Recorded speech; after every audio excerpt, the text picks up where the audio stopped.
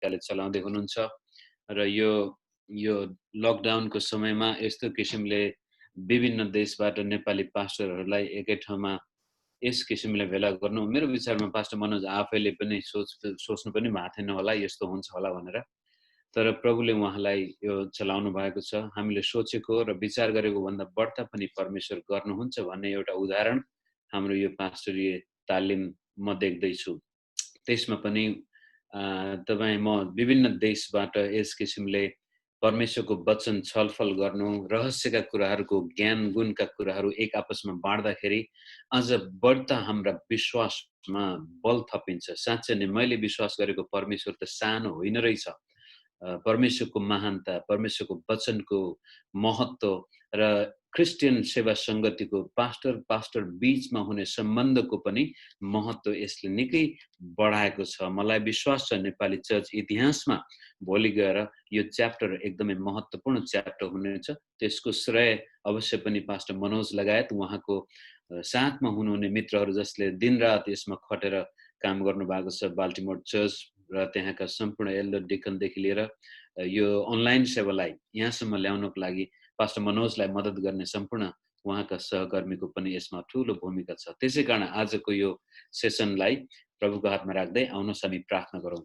परमेश्वर पिता, हामी तपाईलाई धन्यवाद दिन्छौँ यो समयको निम्ति र विभिन्न देशमा बसेर भए पनि हामी यो अनलाइनको माध्यमबाट तपाईको वचनको रहस्य, राज्यको रहस्य, तपाईको आत्माको काम र तपाईका दास-दासीहरूको व्यक्तिगत जीवनमा जसरी तपाईले आफ्नो काम गर्दै हुनुहुन्छ त्यसको बारेमा ज्ञान हासिल गर्न, थाहा पाउनु, एक अर्कासँग प्रार्थनामा समय बिताउनु यो हामी सबैको लागि धेरै आशिषमय छ प्रभु। यसकारण हामी तपाईलाई धन्यवाद दिन्छौँ। पास्टर मनोजले जसरी यो आजको सेसनलाई अगाडि लैजानुहुनेछ, पवित्र आत्माको अभिषेक उहाँलाई दिनुभएको होस् र त्यसका साथसाथै हामी सुन्नेहरूमा पनि पवित्र आत्माको प्रकाश हामीले पाउन सकौँ र यसबाट अझ हाम्रो व्यक्तिगत जीवन, पारिवारिक जीवन, सेवाकाई र सम्पूर्ण हिसाबले तपाईको राज्य विस्तारमा जुन काम हामीले गर्नुपर्ने हो त्यसमा टेवा मिलेको होस्। धन्यवाद। सबै बिन्ती प्रार्थना चढाउँछौँ प्रभु येशूको नाममा, आमेन। यस समय लिइदिनु न म हाम्रो आदरणीय पास्टर डाक्टर मनोज श्रेष्ठज्यूलाई अनुरोध गर्दछु र हाम्रो अर्को टिचर हाम्रो पास्टर ओलाकलाई पनि स्वागत गर्दछु है। अघि मैले देखेन, फेरि मलाई मात्रै छोड्यो भन्नु। हुन्छ, तपाईहरु सबैजनालाई प्रभु येशू ख्रीष्टको नाममा जय मसीह। सर्वप्रथम त परमेश्वरलाई म धन्यवाद दिन्छु।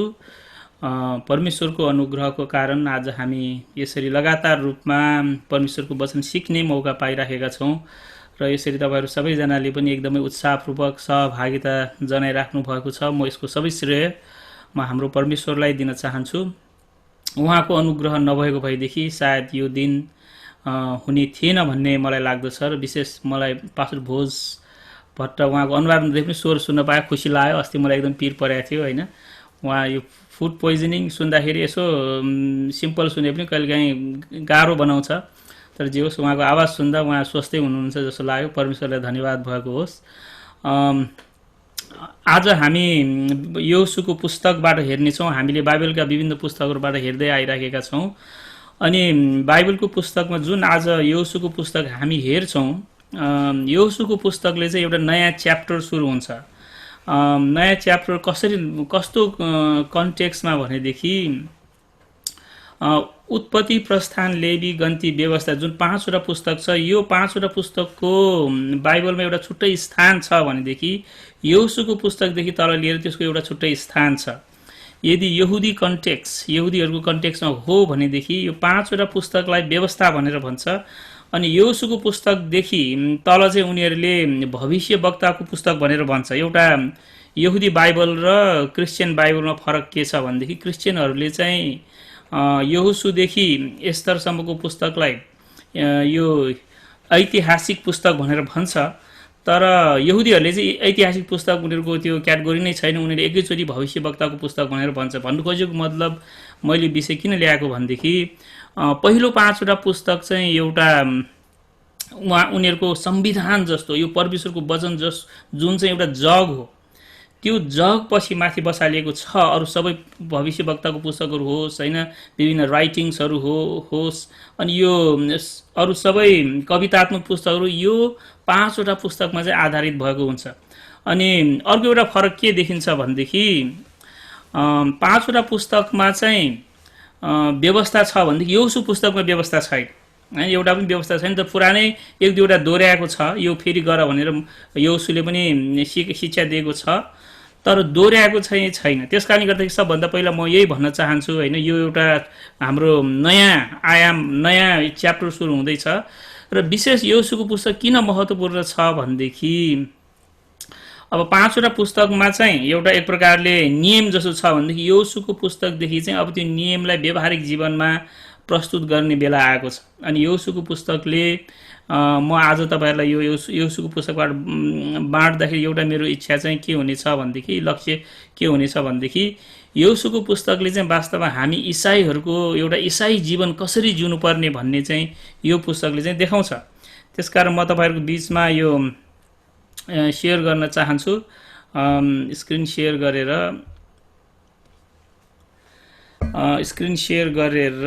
यहाँ ल हस्,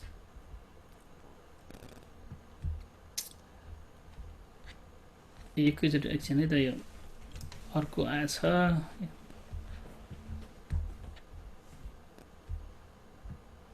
ल हुन्छ, यहाँ चाहिँ हामी के देख्छौँ भनेदेखि यो यहोशूको पुस्तकको बुक ओभरभ्यू। सबभन्दा पहिला नामको बारेमा भन्नुपर्दाखेरि यो स्पिकर यो गर,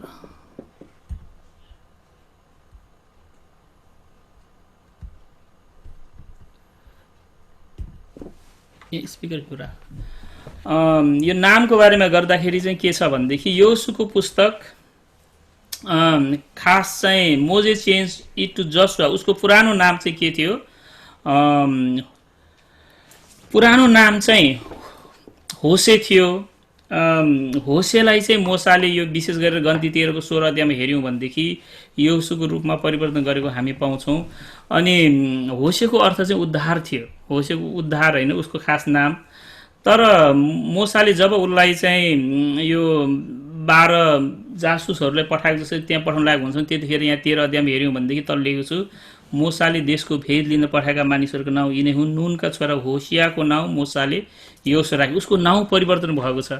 अनि एउटा नाउँको बारेमा हामीले थाहा पाउनु पर्दाखेरि चाहिँ के थाहा पाउनुपर्छ भनेदेखि नाम भनेको कुरा चाहिँ बाइबलमा चरित्रसँग सम्बन्धित छ। कतिपटक परमेश्वरले विशेष चिन्हको रूपमा देखाउनु हुने चाहिँ के हो? नामबाट हो। त्यसकारण उद्धार उसको नाम छ भनेदेखि यहोशू नाम हुँदाखेरि वास्तवमा यहोशू भने चाहिँ यहोवे इज साल्भेसन, अब उद्धार मात्र होइन परम प्रभु उद्धारक हुनुहुन्छ भन्ने त्यसको चाहिँ एउटा अर्थ हुन आयो।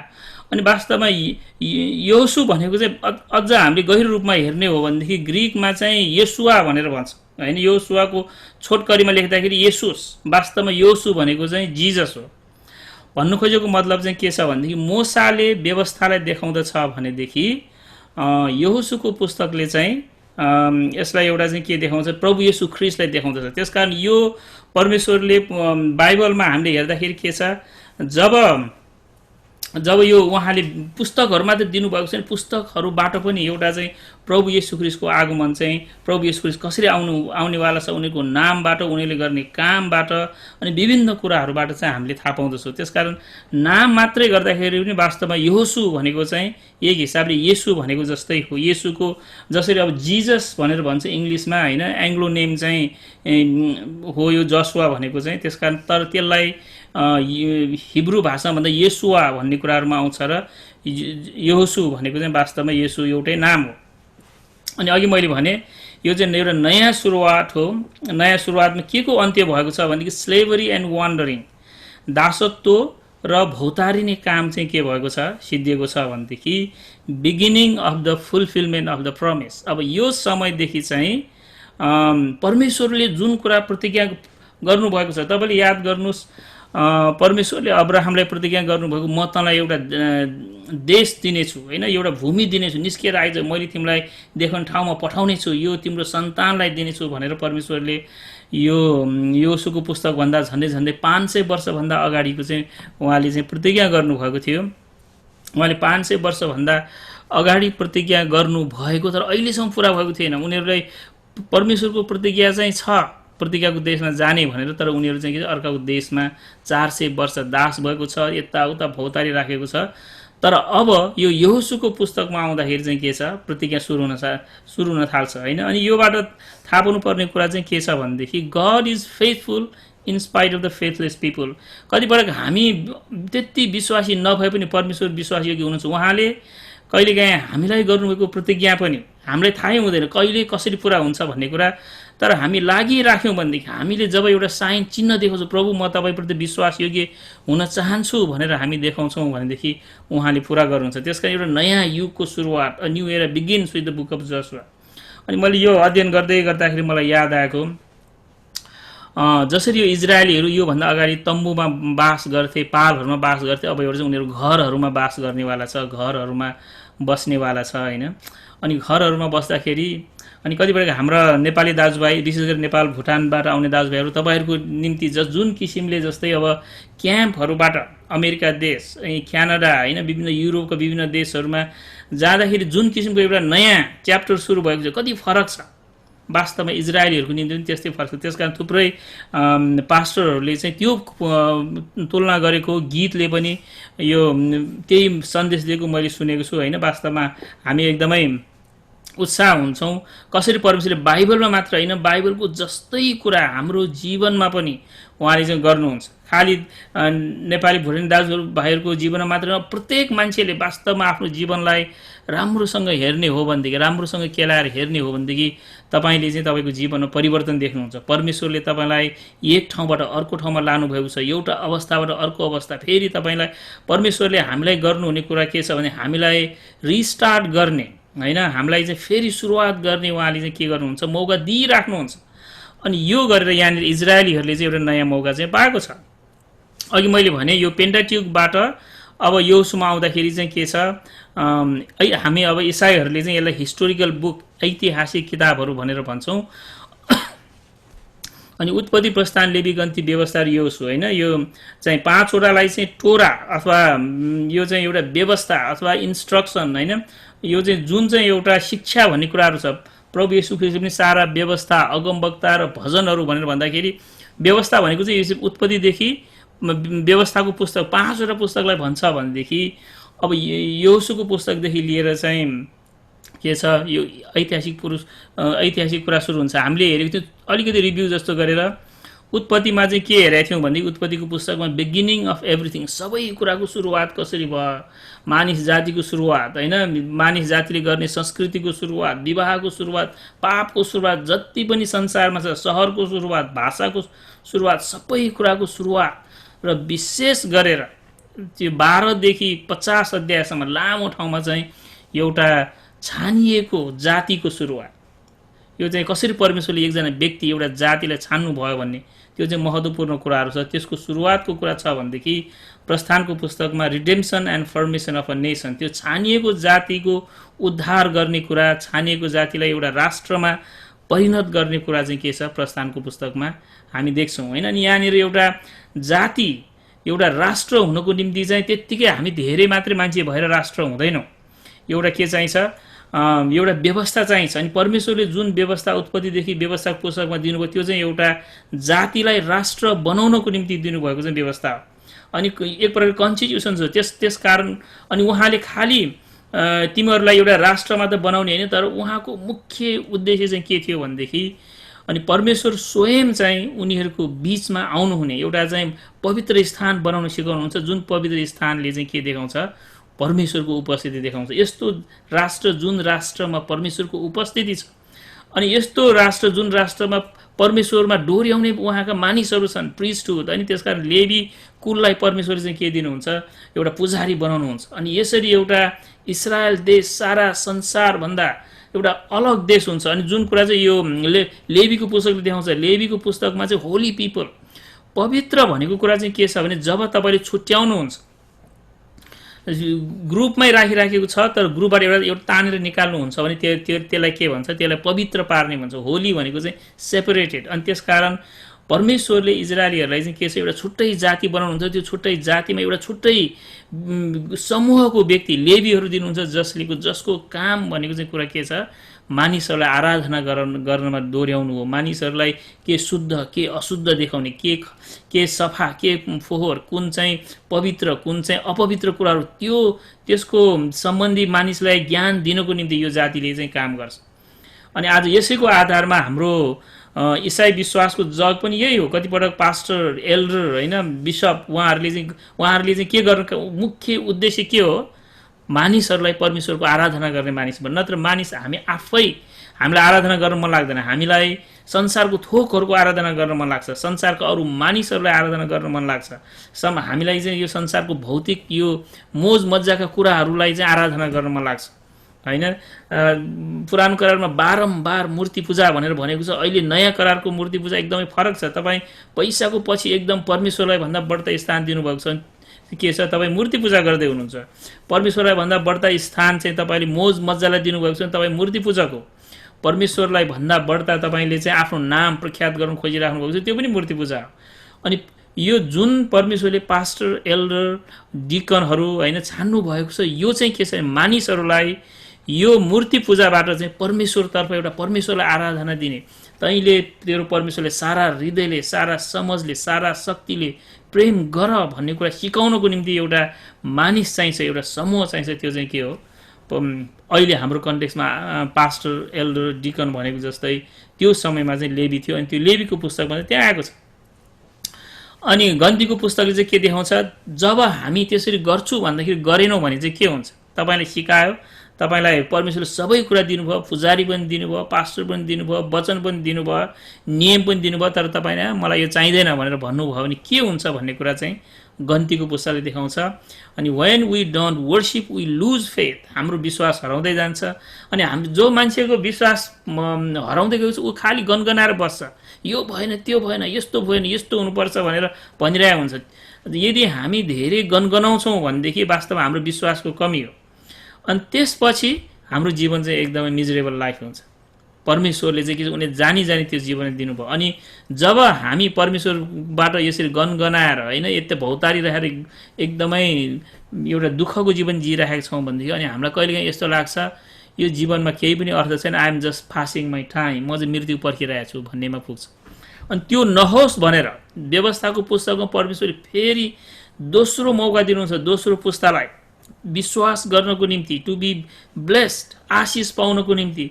र परमेश्वरले जुन अब्राहमलाई प्रतिज्ञा गर्नुभयो अहिलेसम्म उनीहरूले पाउन सकेको छैन। परमेश्वरले प्रतिज्ञा गर्नु एउटा कुरा हो, तर उहाँको प्रतिज्ञा पाउनको निम्ति हामी आफैमा इच्छुक हुनु पर्यो। हामी इच्छुक भएर प्रभु म लिन तयार छु भनेर हामी लिनको निम्ति तयार गर्नु पर्यो। उनीहरू तयार नै नभएको कारणले गर्दाखेरि फेरि दोस्रो मौका दिन्छ र दोस्रो पुस्तालाई to be the people of God, परमेश्वरको जन कसरी हुने भन्ने एउटा दोस्रो मौका चाहिँ के छ, यहाँ हामी व्यवस्थाको पुस्तकमा पाएको देख्छौँ। र अन्तिम यो व्यवस्थाको पुस्तक एकदमै छोटो हो। मोसाले 2वटा वचन प्रचार गर्दै 3वटा वचन प्रचार गर्दाखेरि सिद्धिएको होइन। त्यो सिद्धेपछि अब नयाँ इतिहास, त्यो मोसाले चाहिँ के गर्छ, अब उसलाई मोसा हारुन मरियम यो सबै अगुवाहरूले प्रतिज्ञाको देशको ढोकासम्म लान्छ र ढोकासम्म लगिसकेपछि उनीहरू मर्छ। तब मोसा मरे पनि परमेश्वरको योजना मरेको हुँदैन होइन। हाम्रो कतिपय हाम्रा लिडरहरू नभए पनि वास्तवमा इजरायलीहरूलाई दोहोऱ्याउने मोसा होइन तर परमेश्वर स्वयं हुनुहुन्छ भन्ने कुरा चाहिँ यो योशुको पुस्तकले पनि देखाउँछ। अनि यतिखेरसम्म इजरायलीहरूको मनमा के थियो भनेदेखि मोसाले हामीलाई यस्तोसम्म ल्यायो, हामीले धेरै गनगन गरे पनि कसैले मोसा नै हो, मोसा भएन भने जीवन चल्दैन भन्ने अवस्था थियो, मोसा भएन भने के पनि हुँदैन भन्ने अवस्थाहरू थियो। तर परमेश्वरले के गर्नुहुन्छ, त्यो अवस्था मोसालाई भयो, मोसा तिमी रिटायर हुन सक्छौ भनेर मोसालाई रिटायर गराएर अब नयाँ होइन नयाँ व्यक्ति जसले चाहिँ कहिले पनि लिडरसिपमा आएकै थिएन, त्यो सहायक लिडर थिएन योशु, तर के थियो मोसाको सेवक थियो। अनि ऊबाट चाहिँ के गर्नुहुन्छ, त्यो उनीहरूलाई प्रतिज्ञाको देशमा लाने काम चाहिँ मोसाले योशुले गर्दछ। त्यसकारण यो विशेष गरी योशुको पुस्तकमा हामी के देख्छौँ भनेदेखि गन्तीको पुस्तकमा इजरायलीहरू परमेश्वरमा विश्वास नगर्दाखेरि भौतारिएको जीवन छ भनेदेखि योशुको पुस्तकमा चाहिँ उनीहरूले परमेश्वरको वचनमा विश्वास गरेर एउटा प्रतिज्ञालाई आफ्नो जीवनमा लिएको कुरा हामी देख्छौँ। एउटा भौतारीको जीवन, एउटा चाहिँ प्रतिज्ञा लिएको जीवन। अनि गन्तीको पुस्तक र यहोशूको पुस्तकमा दुई किसिमको होइन, परमेश्वरलाई विश्वास नगरेको जीवन र विश्वास गरेको जीवन जस्तै बिचमा के छ? गन्तीको पुस्तकको जीवनबाट यहोशूको पुस्तकको जीवनमा जानलाई के चाहिन्छ भनेदेखि बिचमा व्यवस्थाको पुस्तक छ, परमेश्वरको वचन छ। हामी गन्तीबाट यहोशूमा एकैचोटि जान सक्दैनौँ, बिचमा फेरि दोहोऱ्याएर भए पनि। यो वास्तवमा प्रस्थानको पुस्तक, थुप्रै प्रस्थानका कुराहरू गन्तीमै भन्ने कुराहरू पनि दोहोरिएको छ व्यवस्थामा। तर हामी एउटा भौतारिएको जीवनबाट परमेश्वरको प्रतिज्ञालाई दाबी गरेको जीवन, परमेश्वरको आशिष पाएको जीवन हुने हो भनेदेखि के छ? बिचमा व्यवस्था हुनै पर्छ होइन। गन्तीको पुस्तकमा के थियो? Disobedient life when we don't worship, faithless life, grumbling and wandering होइन। एउटा चाहिँ के छ? परमेश्वरमा अनाज्ञाकारी हुँदाखेरि चाहिँ हामी के गर्छौँ? विश्वास नभएको जीवन हुन्छौँ। अनि विश्वास गरिसकेपछि चाहिँ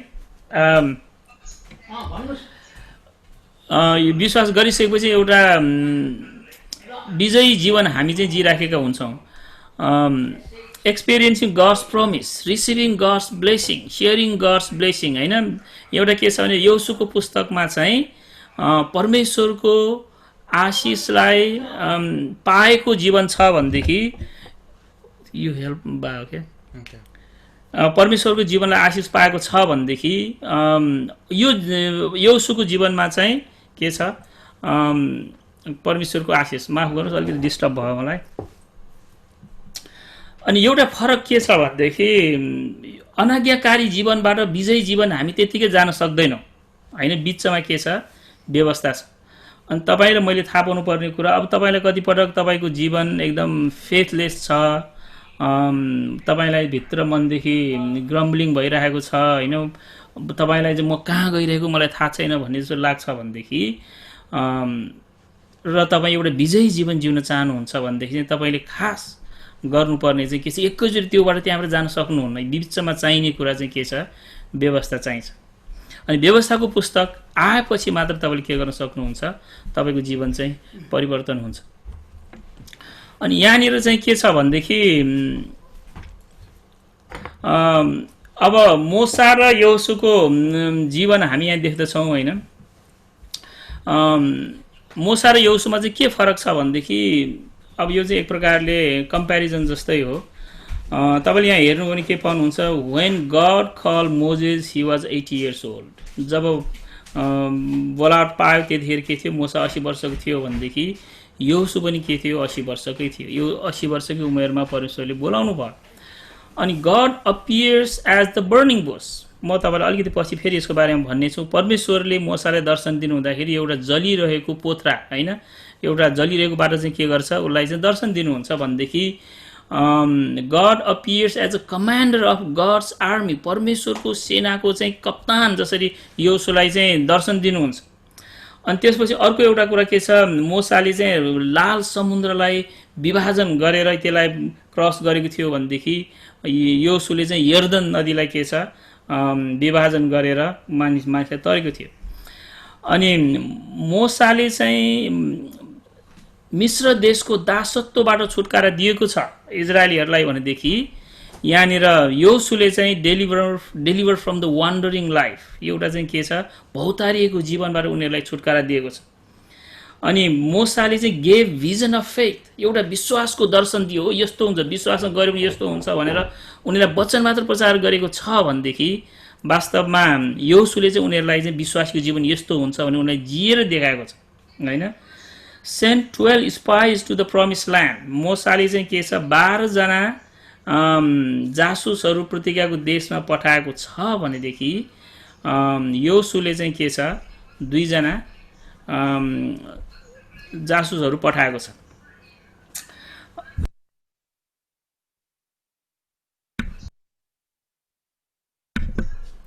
अनि मोसाले चाहिँ प्रतिज्ञाको देशमा देखाएको छ भनेदेखि यहोशूले चाहिँ के छ? उनीहरूलाई प्रतिज्ञाको देशमा ल्याएको छ। मोसाले चाहिँ एउटा आशा दिएको छ भनेदेखि यहोशूले चाहिँ के छ? त्यो आशालाई एउटा महसुस, ए आशा भनेको यस्तो छ भन्ने कुरा चाहिँ दिएको छ। त्यस कारणले गर्दाखेरि हामी के थाहा पाउँछौँ भनेदेखि दुईवटाको जीवन एउटा प्यारलल छ। अनि यो योसुको पुस्तकमा हामीले अध्ययन गर्दाखेरि थाहा पाउनुपर्ने कुरा चाहिँ योसुलाई एउटा नयाँ मोसाको रूपमा चाहिँ के छ प्रस्तुत गरिएको छ।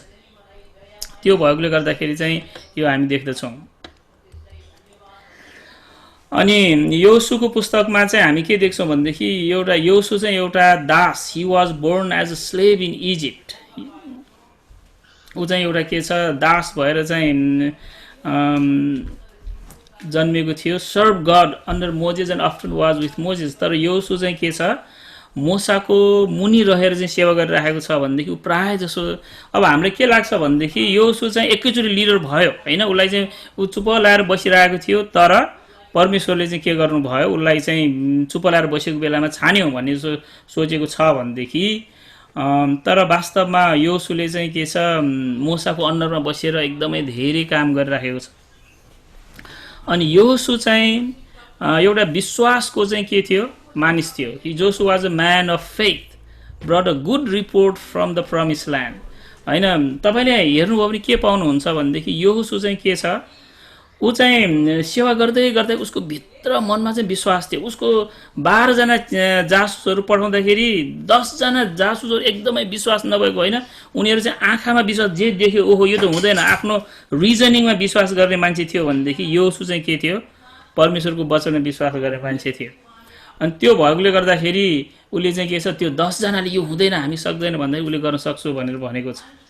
अनि योसु चाहिँ के छ एउटा ऊ कप्तान थियो। ऊ जुन किसिमको सेवकाईको निम्ति परमेश्वरलाई पछि चाहिने थियो उसले अगाडिदेखि नै गरिराखेको थियो होइन। While marching from Egypt to Sinai, जब मिश्रदेखि सिनाई पर्वतमा गइराखेको थियो भनेदेखि उसले चाहिँ के गरेको छ, ऊ चाहिँ एउटा कप्तान भएको छ। अनि योसुले चाहिँ अमालेकीहरूलाई चाहिँ के गरेको छ हराएको छ। हामी त्यो कुरा चाहिँ यो प्रस्थानको पुस्तक 17को 12देखि 13 पदमा हामी देख्छौँ होइन। हामीलाई थाहा छ हारुन र हुरले चाहिँ मोसाको हात यसरी समाति राख्दाखेरि यता लडाइँ गर्ने कसको अगुवाईमा लडाइँ भइरहेको थियो भनेदेखि योसुको उसमा लडाइँ गरिराखेको थियो।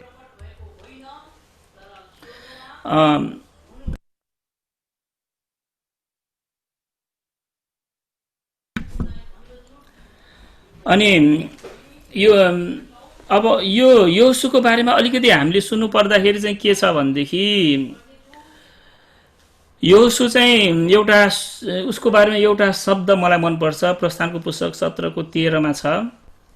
त्यसमा के छ सो जसुवा ओभरकेम, उसको एउटा जीवनको थिम के छ भनेदेखि अनि योसुले चाहिँ विजय प्राप्त गरे। एउटा विजयको कुरा चाहिँ के छ योसुको पुस्तकमा छ 17को 3मा होइन। अनि अर्को कुरा हामीले योसुको जीवनमा थाहा पाउनुपर्ने कुरा के छ भनेदेखि विशेष गरेर यो कुरा कसको लागि महत्त्वपूर्ण छ भनेदेखि जो मानिसहरू जतिजना तपाईँहरू कतिजना अगुवा हुने क्रममा हुनुहुन्छ होइन, म अगुवा हुन्छु भन्ने लिइराख्नु भएको छ अथवा जतिजना तपाईँहरू अगुवाको बाटोमा हुनुहुन्छ त्यतिखेर तपाईँलाई थाहा पाउनुपर्ने कुरा के छ भनेदेखि परमेश्वरले तपाईँले छ भने पहिलादेखि तपाईँमा त्यो चिन्हहरू चाहिँ आउँछ। 1 नम्बरमा Joshua was not part of golden calf worship. योसुले चाहिँ त्यो के छ त्यो बादशाहलाई जो सब सारा इजरायली हारुनले समेत त्यसलाई पूजा गर्दाखेरि आराधना गर्दाखेरि योसुले चाहिँ के छ उ मोसाको साथमा थियो। योसुले मानिसहरू चिच्याएको सुनेर मोसाले छाउनीमा त लडाइँको स्वर जसो सुनिँदैछ यो। अनि Joshua was often serving Moses and was with Moses. परम प्रभु मोसासित यसरी आम्ने सामने कुरा गर्नुहुन्थ्यो जसरी कोही आफ्नो मित्रसित कुरा गर्दछन्। तब मोसा फर्केर छाउनीमा आउँथे तर तिनको जवान साय नुनका छोरा योसु त्यस पालबाट निस्कँदैन थियो। तपाईँले के देख्नुहुन्छ भनेदेखि योसु चाहिँ के छ मोसाको एकदमै छुट्टै प्रकारले सेवा गरिराखेको छ होइन। ऊ चाहिँ अरूभन्दा उसले चाहिँ एक प्रकारले के कसरी तयार गरेको छ भनेदेखि उसमा लिडर हुने मन कसो छ त्यो हामीले देखाएको छन्। तर के छ भनेदेखि उसले मैले मोसालाई सहायता गर्नुपर्छ उसको साथमा हुनुपर्छ भने लगातारमा देखेको छ। अनि अर्को कुरा योसुको बारेमा लास्ट उसको जीवनको अन्तिम समयमा उसले दिएको वचनमा पनि के छ भनेदेखि तर यदि परमप्रभुको सेवा गर्न तिमीहरूलाई मन पर्दैन भनेदा तिमीहरूले कसको सेवा गर्ने आजै तिमीहरूले रोज कि तिम्रा पिता पुर्खाहरूले युफ्रेटिस नदी पारी पूजेका देवताहरू कि तिमीहरू अहिले बसेका देशका एमोरीहरूका देवताहरू। तर म र मेरो घरानाले परमप्रभुको नै सेवा गर्नेछौँ। अनि यहाँनिर यो कुरा हामी प्रायः जसो सबैले होइन यो आफ्नो घरहरूमा लेखेर राखेका हुन्छौँ होइन। मैले पनि एक ठाउँमा लेखेर राखेको छु। अनि यो एउटा यो सबैबाट चाहिँ के छ यहोशू को हो भन्ने कुरा हुन्छ। अनि मैले भन्नु खोजेको कुरा यसमा चाहिँ के छ भनेदेखि परमेश्वरले त्यत्तिकै ऱ्यान्डमली कसैलाई छान्नुहुन्न।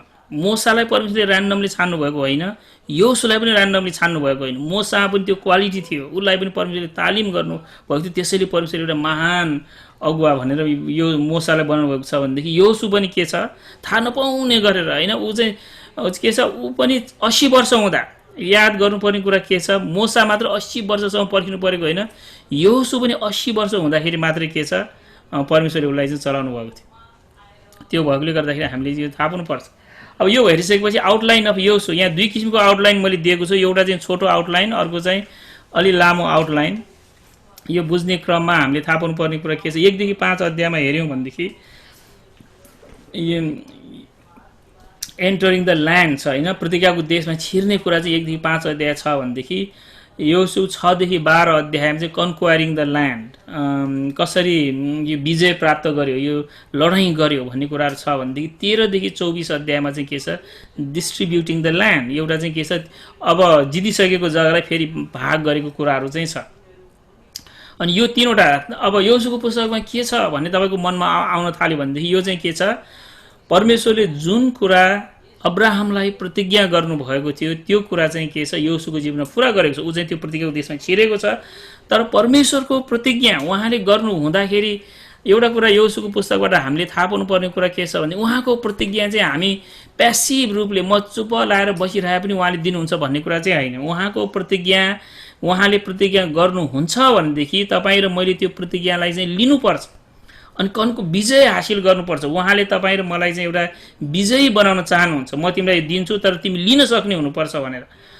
यो यहोशूको पुस्तकमा हेर्नुभयो भने लडाइँ त्यो कप्तान चाहिँ परमेश्वर नै हुनुहुन्छ, तर अगाडि बढ्नुपर्ने चाहिँ के छ यहोशू र उसका मानिसहरू बढ्नुपर्ने थियो।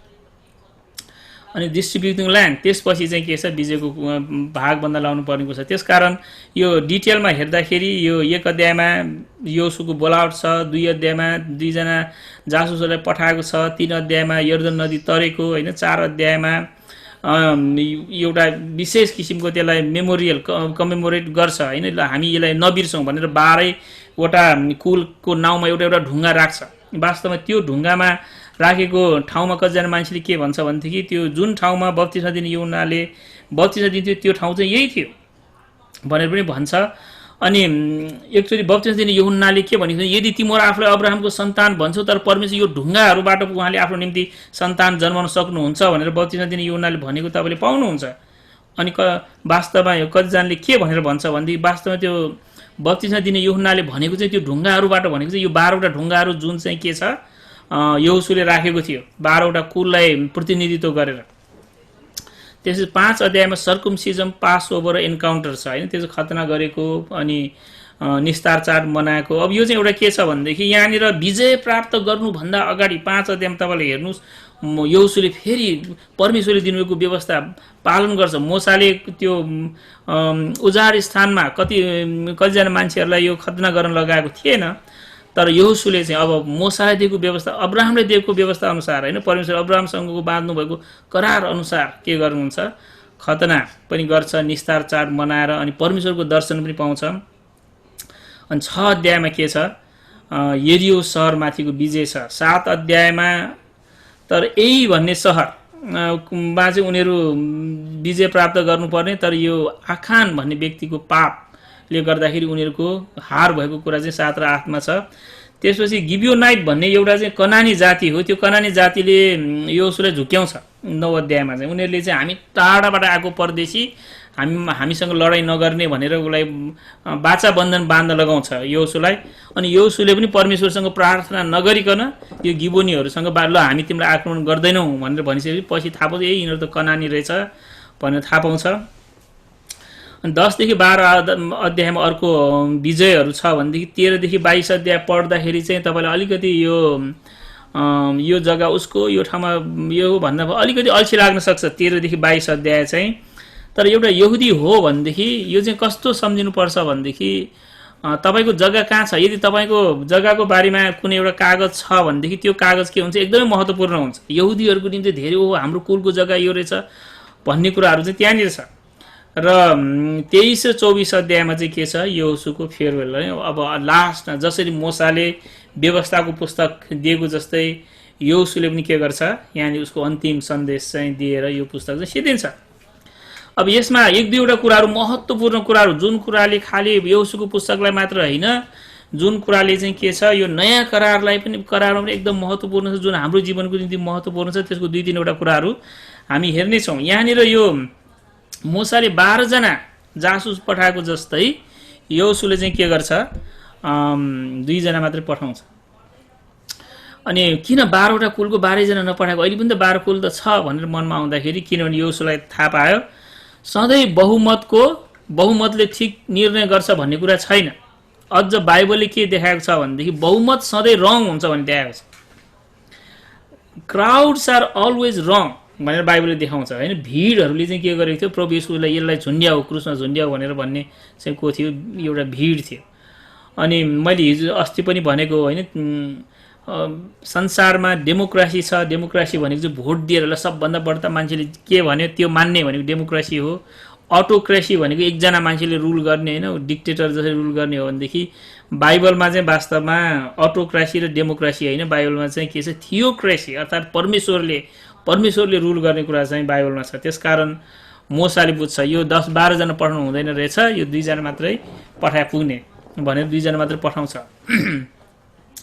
अनि the spies live in the house of Rahab the prostitute, एउटा चाहिँ प्रोस्टिट्युट, एउटा वेश्या स्त्रीको घरमा चाहिँ के छ, 2 जना जासुसहरू जान्छ। अब जहाँ पाए त्यहाँ बस्न मिलेन होइन। तर अचम्मको कुरा के हुन्छ भनेदेखि त्यो राहाब चाहिँ एउटा उसको प्रोफेसन, काम एकदमै नराम्रो भए पनि ऊ चाहिँ एउटा विश्वास भएको स्त्री थियो होइन। अनि ऊ यो राहाबको विश्वासबाट हामी के थाहा पाउँछौँ भनेदेखि त्यतिखेर कनानी मान्छेहरूले इजरायलीहरूको बारेमा के सोचेको थियो भन्ने कुराहरू चाहिँ हामी थाहा पाउँछौँ। अनि अर्को कुरा चाहिँ के थाहा पाउनुपर्छ भनेदेखि यो 2वटा कुरा मैले अस्तिको पालि पनि देखाएको थिएँ, गन्तीको पुस्तक आज पनि देखाउँदैछु। यहाँनिर चाहिँ जब परमेश्वरको प्रतिज्ञा हाम्रोमा आउँछ भनेदेखि every coin has a 2 side भनेको जस्तै यहाँनिर पहिला उसको यो जुन यहोशू र कालेब जाँदाखेरि, अरू 12 जना जासुसहरू जाँदाखेरि, पहिलाको पुस्ताले त्यहाँ जाँदाखेरि के थियो, उनीहरूले आफूले एकदमै सानो देखेको थियो होइन। यहाँनिर म फेरि पढिदिन्छु यो, र त्यसै ती मानिसलाई भने मलाई थाहा छ यो देश परमप्रभुले तपाईँलाई दिनुभएको छ र हामीहरू बीच तपाईँहरूको कारण आतङ्क फैलिएको छ। यो चाहिँ के छ, यहोशू 2:9 देखि 11, र यहाँका बासिन्दाहरू तपाईँको भयले काम्न थालेका छन्। तपाईँहरू मिश्र देशबाट निस्केर आउनु हुँदाखेरि कुरा गरेको छ, त्यो 40 वर्ष अगाडिको कुरा हो। यो राहाबलाई थाहा छ।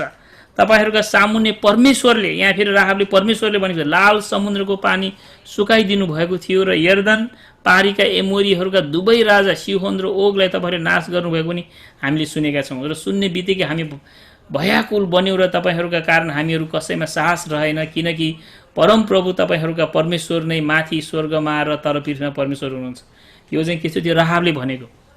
राहाबले चाहिँ खालि हामीलाई तपाईँहरूदेखि डर लाग्यो भन्ने कुरा मात्रै छैन, हामीले नमान्नु भनेको छैन, तर के छ, परमप्रभु तपाईँहरूका परमेश्वर नै माथि स्वर्गमा र तर पृथ्वीमा परमेश्वर हुनुहुन्छ। राहाबले भनेको उसको विश्वासको कुरा हो। तर 40 वर्ष अगाडि इजरायलीहरूले चाहिँ के सोचेको थियो, यहोशूको साथीहरूले भेद लिन गएको देशबाट नराम्रो खबर सुनाए। तिनीहरूले इजरायलीहरूलाई भने हामीले भेद लिएर आएको देशले त आफ्नै बासिन्दाहरूलाई निलिहाल्दो रहेछ। हामीले त्यहाँ देखेका मानिसहरू दैत्य जस्ता रहेछन्। त्यहाँ हामीले नेफिलिमहरू देख्यौँ जसबाट अनाकका सन्तान आएका छन्। उनीहरूको सामु त हामी आफैलाई फट्याङ्ग्रा जस्तै लाग्यो। तिनीहरूको नजरमा हामी त्यस्तै देखिन्थ्यौँ। परमेश्वरको आश्चर्य कामको फर्स्ट ह्यान्ड एक्सपिरियन्स गर्ने मान्छेहरूले चाहिँ के छ, विश्वास गर्न सकेको छैन। आफूलाई फट्याङ्ग्रा जस्तो देखेको छ भनेदेखि राहाबले चाहिँ के छ, एउटा कनानी स्त्री भएर उसले चाहिँ विश्वास गरेको छ। अनि यसको रिवार्ड तपाईँले के पाउनुहुन्छ भनेदेखि परमेश्वरले राहाबलाई बचाउनुहुन्छ होइन। अनि उसले के भन्छ भनेदेखि राहाबले त्यसै मलाई बचाइदिनुहोस्, हामी तपाईँहरूको परमेश्वर साँचो परमेश्वर रहेछ अब हेर्नुहोस् हाम्रो देशमा आक्रमण गर्न लाग्नु भएको छ, तपाईँहरूले यो देश तपाईँहरूकै हुनेछ, तर अब म र मेरो परिवारलाई बचाइदिनुहोस् भन्दाखेरि यहाँनिर जे कुरा त्यो दुईजना जासुसले भन्छ त्यो धेरै महत्त्वपूर्ण छ। यहाँ योसु 2:18 छ, हामी यस देशमा आउँदा जुन झ्यालबाट तिमीले हामीलाई ओह्रालेकी छौ त्यही झ्यालमा यो रातो डोरी बाँधिराख्नुपर्छ र तिम्रा बाबु आमा दाजुभाइ र तिम्रा बाबुका सारा घरानालाई घरभित्र भेला गरेर राख्नुपर्छ। यहाँनिर के छ, जसरी इस्राएलीहरूलाई मिश्र देशबाट निकालेर ल्याउनु हुँदाखेरि परमेश्वरले के गर्नुभएको थियो, निस्तार चाड मनाएर तिमीहरूको ढोकामा चाहिँ के छ, रातो रगत लगाऊ, जुन जुन घरमा रगत हुन्छ त्यो घरमा मात्र मृत्युको दूतले तिमीहरूमा आउने छैन भनेको जस्तै अब यहाँनिर त्यो जासुसहरूले पनि राहाबलाई के भन्छ, ठिक छ तिम्रो झ्यालमा चाहिँ के छ, रातो डोरी होइन स्कारलेट कोर्ड बाँधिराख भनेर भन्छ। अनि यो कुरा पनि के देखाउँछ भनेदेखि उसलाई चाहिँ उसको विश्वास चाहिँ के छ, यो रातो यसले चाहिँ एउटा प्रभु येशू ख्रीष्टको रगतलाई जसरी इजरायलीहरूलाई त्यो थुमाको रगतले बचाएको जस्तै वास्तवमा यो एउटा घरको परिवार मात्र के छ, त्यो रातो डोरीले बचाउँछ। अनि यसले पनि प्रभु येशू ख्रीष्टको बारेमा चाहिँ भएको हो भने देखाउँछ। अनि यहाँनिर तपाईँले हामीले याद गर्नुपर्ने कुरा के छ भनेदेखि जब हामीले परमेश्वरमा विश्वास देखाउँछौँ भनेदेखि परमेश्वरले विश्वासको सधैँ सधैँ सधैँ कदर गर्नुहुन्छ होइन। कतिपटक हामीलाई चाहिँ ओहो म यो जाति त्यो जाति भन्ने कुरा हुन्छ, कनानीलाई एकदमै नाश गर्नु भनेर परमेश्वरले भन्नुभएको थियो। कनानीहरूलाई परमेश्वरले उनीहरूको जात कनानी भएर नाश गर्नु भन्नुभएको होइन, तर उनीहरू दुष्ट भएको कारणले गर्दाखेरि नाश गर्नुभएको हो। अनि हामीले थाहा पाउनुपर्ने कुरा चाहिँ के छ भनेदेखि जब यो राहाबले त्यो विश्वास देखायो भने उसको विश्वासको कारणले गर्दाखेरि राहाबलाई ऊ प्रोस्टिट्युट नै भए पनि ऊ एकदमै कनानी नै भए पनि उसलाई उहाँले बचाउनु भएको छ। बचाउनु मात्र भएको छैन, तपाईँले मत्ती 1:5 हेर्नुभयो भने राहाबको नाम चाहिँ के छ, प्रभु येशू ख्रीष्टको जिनियोलोजीमा चाहिँ आएको छ, येशू ख्रीष्टको पुस्तामा होइन, उहाँको हुँदै हुँदै तपाईँले मत्ती 1:5 यो राहाबको नाम चाहिँ देख्नुहुन्छ। भन्नु खोजेको कुरा चाहिँ के छ भनेदेखि हामीहरू जब विश्वास देखाउँछौँ भनेदेखि परमेश्वरले विश्वासको सधैँ कदर गर्नुहुन्छ। म यो जाति म अन्य जाति भन्ने कुराहरू चाहिँ होइन। त्यो भएकोले गर्दाखेरि अझ एउटा कुरा चाहिँ के भनेदेखि एउटा हाम्रो मनमा के आउँछ भनेदेखि यो राहाबले ठिक गर्यो कि बेसी गर्यो। राहाबले आफ्नै देशको मान्छेले धोका दियो, त्यो जासुसहरू बाहिरबाट आएको जासुसलाई उसले के गर्यो, लुकाएर राख्यो। एक प्रकारले भने देशद्रोही काम हो।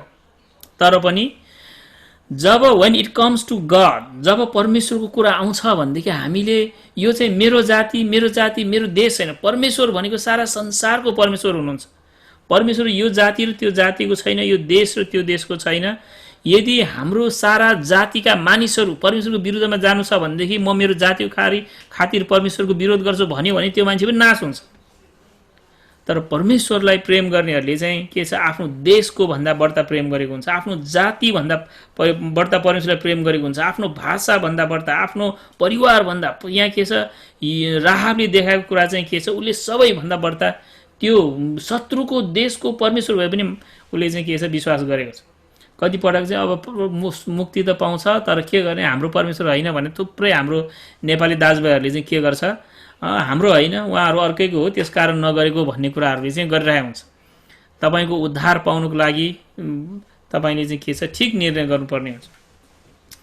अनि अर्को कुरा अघि पनि मैले भनेको थिएँ, यो योसु 5 अध्यायमा जाँदाखेरि चाहिँ के छ, अनि योसुले अब आक्रमण पारी तर्यो, यर्दन पारी गइसक्यो होइन। यर्दन पारी गइसकेपछि योसुको मनमा चाहिँ आउँछ, उसलाई राति निन्द्रा लाग्दैन, बिहान सबेरै उठेर ऊ चाहिँ यसो हेरेर क्याम्पमा घुम्दै जाँदाखेरि अनि उसले चाहिँ एकजना मान्छेलाई देख्छ कि एकदमै तरवार भिरेर बसिरहेको देख्छ। यहाँ यहोसु एरियोको नजिक हुँदा त्यसले आँखा उठाएर हेरेर आफ्नो सामुन्ने हातमा नाङ्गो तरवार लिएको एकजना मानिस उभिरहेको रहेछ। ओहो, अचम्म लाग्छ यहोसुलाई, यो मान्छे त के हो, नाङ्गो हात लिएर बसेपछि यो हाम्रो मान्छे हो कि कनानी मान्छे हो के हो मलाई थाहा छैन भने जसरी उसले एउटा प्रश्न सोध्छ, तपाईँ हामीपट्टि हुनुहुन्छ कि हाम्रो शत्रुपट्टि हुनुहुन्छ भनेर सोध्छ यहोसुले। ऊ त कप्तान हो होइन, you are in our side or in our enemies side. तर त्यो स्वर्गदूतले के जवाफ दिन्छ भने नो भन्ने कुरा जवाफ दिन्छ, होइन म तिमीपट्टि पनि होइन तिम्रो शत्रुपट्टि पनि होइन, तर परमप्रभुको फौजको कप्तान भएर म यहाँ आएको छु। उसले के भन्छ भने तिमीपट्टि होइन। योसुले चाहिँ के विचार गर्छ, I am the captain of the armies, यो सेनाको सबभन्दा मुख्य मान्छे म हुँ, अब जतिजना पनि अरूहरू छ म पट्टि छ। तर परमेश्वरले चाहिँ के भन्नुभएको छ भनेदेखि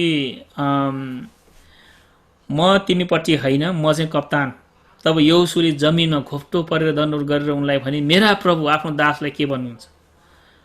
अनि परमप्रभुका फौजका कप्तानले यहोशूलाई भने, तेरा खुट्टाका जुत्ता फुकाल, किनकि त उभिएको ठाउँ पवित्र छ। अनि यहोशूले त्यसै गरे। यहाँ सबभन्दा पहिलो कुरो हामीले थाहा पाउनुपर्ने कुरा चाहिँ के छ भनेदेखि, विशेष हामी सेवकाई गर्ने लिडरहरूले थाहा पाउनुपर्ने कुरा चाहिँ, you are not the captain of your ministry. तपाईँको सेवकाईको कप्तान तपाईँ होइन। अनि कतिपटक यहाँनिर मिनिस्ट्री क्वेसन भनेर मैले राखेको, do you want to fit in God's plan or you want God to fit in your plan?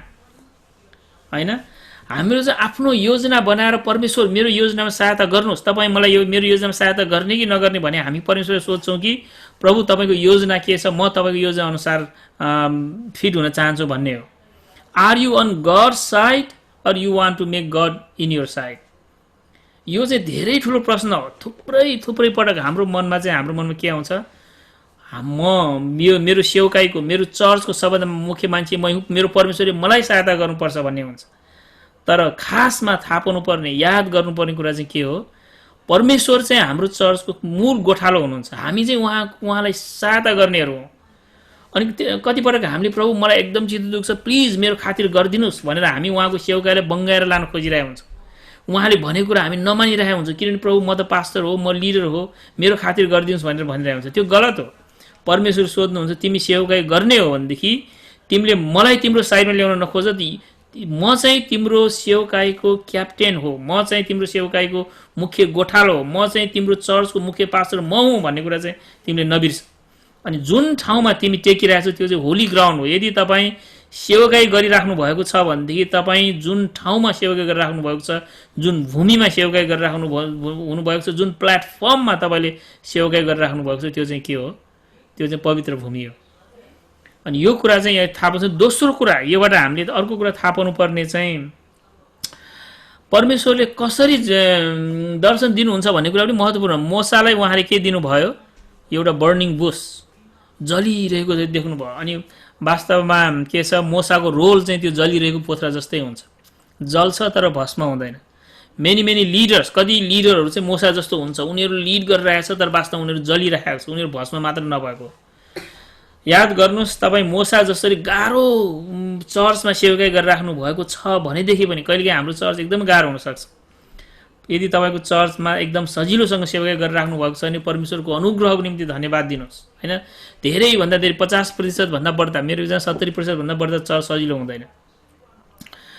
अनि कतिपटक पास्टरहरू चाहिँ त्यो जलेको पोथ्रा जस्तो हुन्छ, मोसा जस्तो हुन्छ, हरेक पल्ट घुप्टिनु पर्ने, कहिले कहाँबाट समस्या हुने, कहिले विश्वासीले, कहिले अर्को अगुवाबाट, कहिले बाहिरकोबाट, एकदमै समस्याको बिचमा, चिन्ताको बिचमा सेवकाई गरिराख्नु पर्ने हुन्छ। त्यतिखेर याद गर्नुपर्ने कुरा के हो? यु आर अ बर्निङ बुस। तपाईँ चाहिँ जलिरहेको पोथ्रा हो। तपाईँ जले पनि तर तपाईँ कहिले पनि भस्म हुने चाहिँ छैन। God will protect you.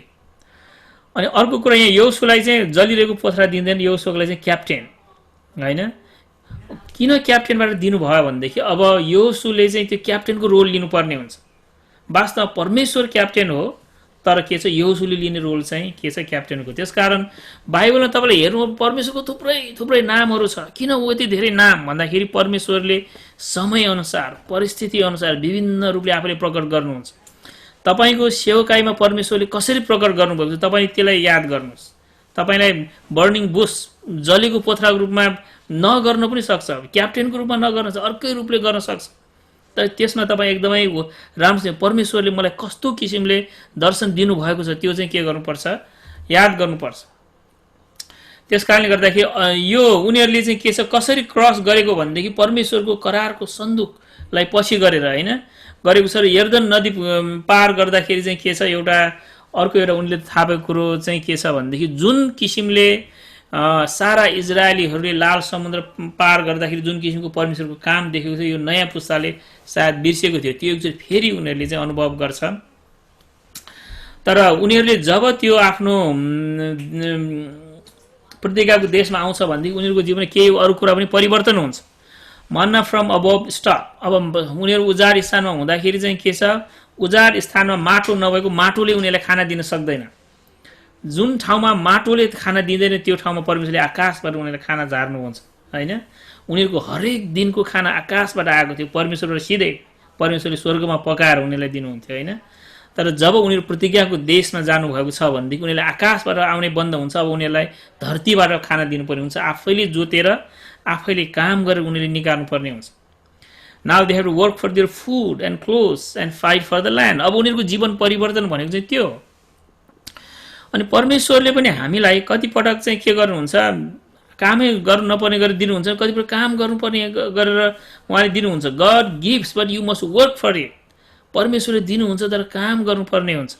तर तपाईँ र मैले याद गर्नुपर्ने कुरा चाहिँ के भनेदेखि परमेश्वरले आकाशबाट झारेको मन्न चाहिँ आश्चर्य कर्म, तर जमिनबाट उहाँले दिनुभएको कुरा चाहिँ आश्चर्य कर्म होइन, यो त भइहाल्छ भन्ने नसोच्नुहोस्। विचार गर्नुहोस्, माटो के हो?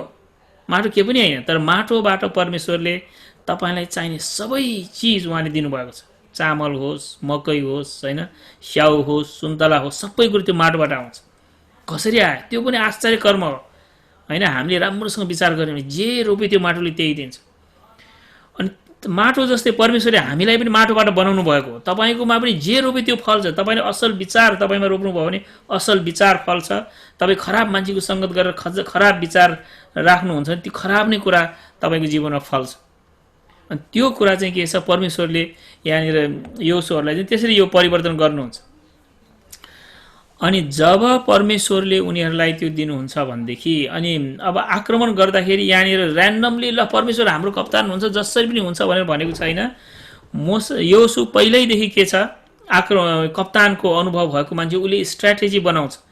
पहिला हामी सिधै जाने, त्यसपछि हामी देब्रेतिर दक्षिणतिरको भागमा आक्रमण गर्ने जुन पहाडी इलाका हो, त्यसपछि तेस्रो फेजमा मात्र हामी उत्तरतिर जाने होइन, उत्तरतिर आक्रमण गर्ने भनेर चाहिँ उसले गरेको हुन्छ। जसले गर्दा एकातिर उनीहरूले चाहिँ विभाजन गर्छ।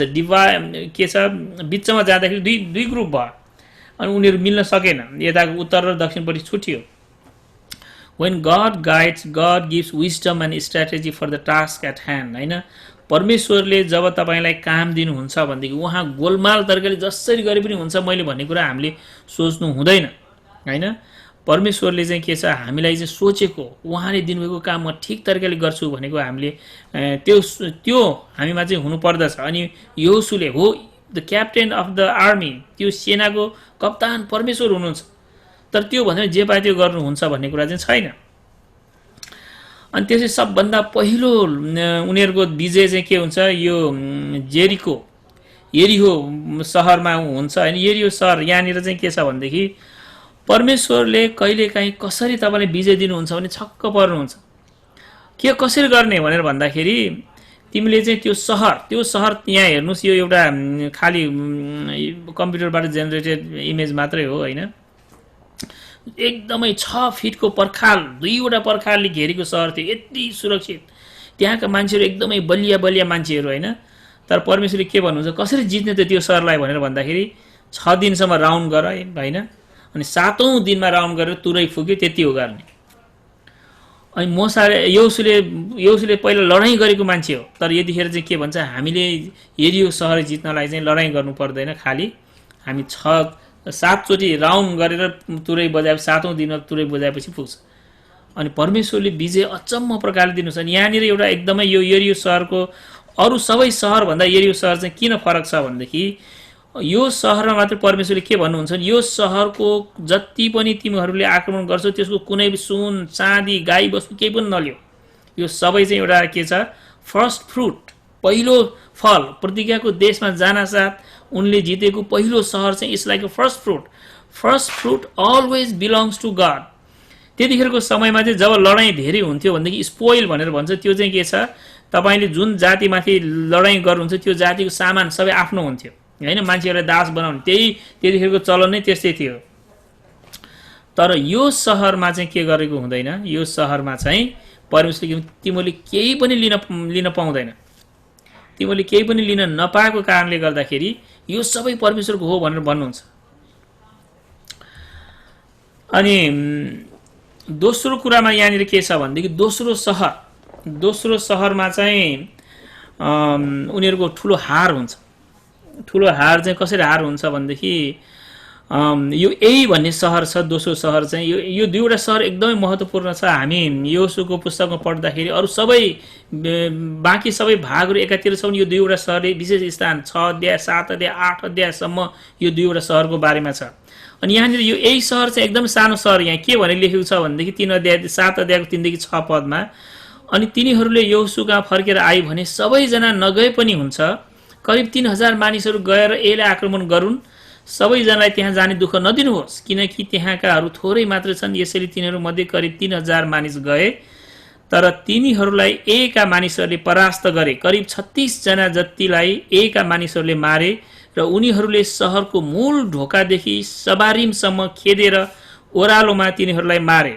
अनि इस्राएलीहरूको हृदय डरले गलेर पानी जस्तो भयो। तब योसु र इस्राएलका धर्मगुरुहरूले आफ्नो लुगा च्याते र शिरमा धुलो हाली परमप्रभुको सन्दुक अगाडि भुइँमा घोप्टो परेर साँझ समय बसिरहे। यहाँ यही सहरमा चाहिँ के छ, उनीहरूको ठुलो हार हुन्छ। अहिलेसम्म जितै जित। अब यो एकदमै खतरा किन छ भनेदेखि जब मान्छेहरूले थाहा पाउँछ यो इजरायलीहरूलाई हराउन सकिन्छ भनेर थाहा पाउनु भने ठुलो नोक्सानी हो। किनभनेदेखि अहिलेसम्म सबै मान्छेहरूमा ठुलो डर छ।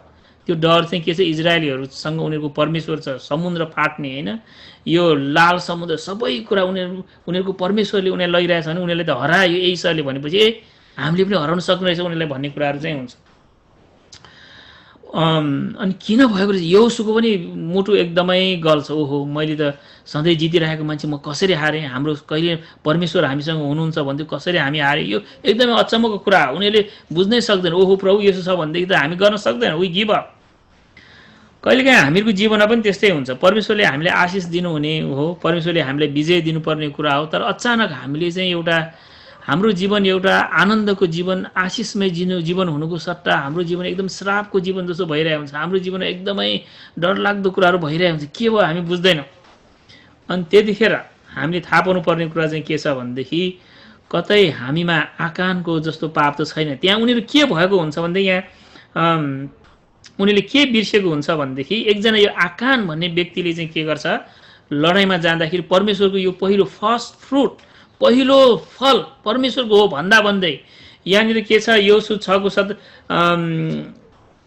यो सहर र यसमा भएका सबै थोक नाशको निम्ति परमप्रभुमा अर्पण गरिएको छ, तर नाशको निम्ति अर्पण गरिएका कुराहरूबाट तिमीहरू अलग रहनु, नत्र त त्यही अर्पित कुराहरूबाट लिएर तिमीहरूले आफैमाथि नाश ल्याउनेछौ र इस्राएलीहरूलाई को छाउनीलाई श्रापित तुल्याउनेछौ र यसलाई सङ्कटमा पार्नेछौ भनेर जुन योसुले भनेको थियो त्यो कुरा सबैलाई एकदम क्लियरली भनेको थियो। तर आकान भन्ने व्यक्तिले चाहिँ सुन चाँदी लुगाहरू चाहिँ के गर्छ, उसले लिन्छ र आफ्नो पहालमा गाडेर राखिरहेको हुन्छ।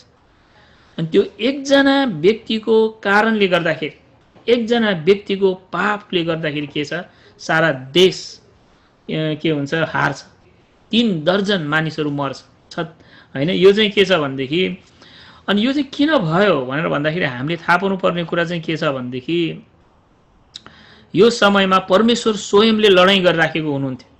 जब लडाइँ गर्ने परमेश्वर हुनुहुन्छ, जब काम गर्ने परमेश्वर हुनुहुन्छ भनेदेखि अनि हामीले चाहिँ हाम्रो आफ्नै तरिकाको पाप लिएर काम गर्न सक्दैन। यदि तपाईँको सेवकाईमा तपाईँले के देख्नुहुन्छ, मेरो सेवकाई मेरो कारणले होइन परमेश्वरको कारणले हो भन्ने तपाईँलाई 100मा 100% थाहा छ भनेदेखि तपाईँले परमेश्वरले गरेको काममा यो हुनु हुँदैन, के गर्नुहुन्छ के गर्नु हुँदैन परमेश्वरले तपाईँलाई के छ स्पष्टसँग देखाउनु भएको हुन्छ। तपाईँले गर्न नहुने काम के पनि गर्नु हुँदैन। यदि तपाईँलाई थाहा छ परमेश्वरको अनुग्रह तपाईँमाथि छ, परमेश्वरले तपाईँलाई एकदम विजय दिँदै हुनुहुन्छ भन्ने कुरा, यदि उहाँ हुनुहुन्छ भन्ने कुरा थाहा छ भनेदेखि आकानले जसो सुन देख्दा, चाँदी देख्दाखेरि, बहुमूल्य कुराहरू देख्दा, संसारको थोकहरू देख्दाखेरि तपाईँले आफूलाई छुट्याउन सक्नुपर्छ। यदि परमेश्वरले साँच्चीकै तपाईँको जीवनमा काम गर्नुभएको छ, परमेश्वर स्वयंले आफ्नो हातको शक्तिले तपाईँको जीवनमा के गर्नुभएको छ र तपाईँ चाहिँ पापको जीवन जिइराख्नु भएको छ भने यो दुईवटा कुरा कहिले पनि मेल खाँदैन। कि तपाईँलाई परमेश्वरले छोडिदिनुहुन्छ कि नभएदेखि तपाईँ के हुन्छ, त्यसको दण्ड पाउनुहुन्छ।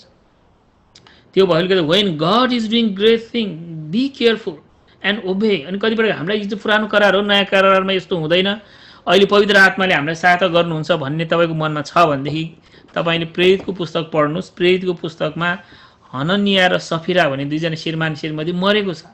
उनीहरूले पनि के छ, झुटो बोलेको हो। उनीहरूले के गरेको छ बर्नबासले जग्गा बेचेर सबै 100% चर्चलाई दिन्छ अनि सबैजनाले बर्नबास ओहो यो बर्नबास कस्तो राम्रो मान्छे, यो बर्नबासको त साँच्चैकै दानी रहेछ भनेर सबैले बर्नबासको कुरा गरेर राख्दाखेरि हननिया र सफीराले ओहो सबैले बर्नबासको कुरा गर्यो, उसलाई यसो दिँदाखेरि त मान्छेले त के गर्ने रहेछ, एकदमै मान्ने रहेछ, हामी पनि दिउँ भनेर उनीहरूले गर्छ। अनि बेच्दाखेरि पैसा धेरै आउँछ, ओहो पैसा धेरै आयो, पैसा धेरै आइसकेपछि त ल कसरी दिने, ल अलिकति हामी राखौँ अलिकति दिउँ भनेर गर्छ। अनि त्यो गर्दाखेरि वास्तवमा उनी सबै दिनुपर्छ भने थिएन, उनीले आधी दिए पनि हुन्थ्यो, हामीले आधी हो आधी दिएको भएदेखि केही हुँदैन थियो, तर उनीहरूले सबै भन्छ र दिन चाहिँ आधी दिन्छ अनि उनीहरू दुवैजना मर्छ होइन। हामीले प्रेरितको पुस्तकमा हामीलाई थाहा छ। अनि योबाट हामीले थाहा पाउनुपर्ने कुरा चाहिँ के छ भनेदेखि त्यतिकै प्रेरितको पुस्तकमा परमेश्वरले पवित्र आत्माको शक्ति एउटा ठुलो काम गर्दै हुनुहुन्थ्यो, नयाँ काम गर्दै हुनुहुन्थ्यो। अनि नयाँ काम गर्दाखेरि मान्छेले जब पाप गर्छ भने त्यतिखेर परमेश्वरले एकदमै के गर्नुहुन्छ, सबै मान्छेलाई सिकाउनको निम्ति प्रहार गर्नुहुन्छ नयाँ नियममा। प्रभु येशू आइसक्नु भएपछि अनुग्रहको समयमा उनीहरूले के गरेको छ, मरेको छ।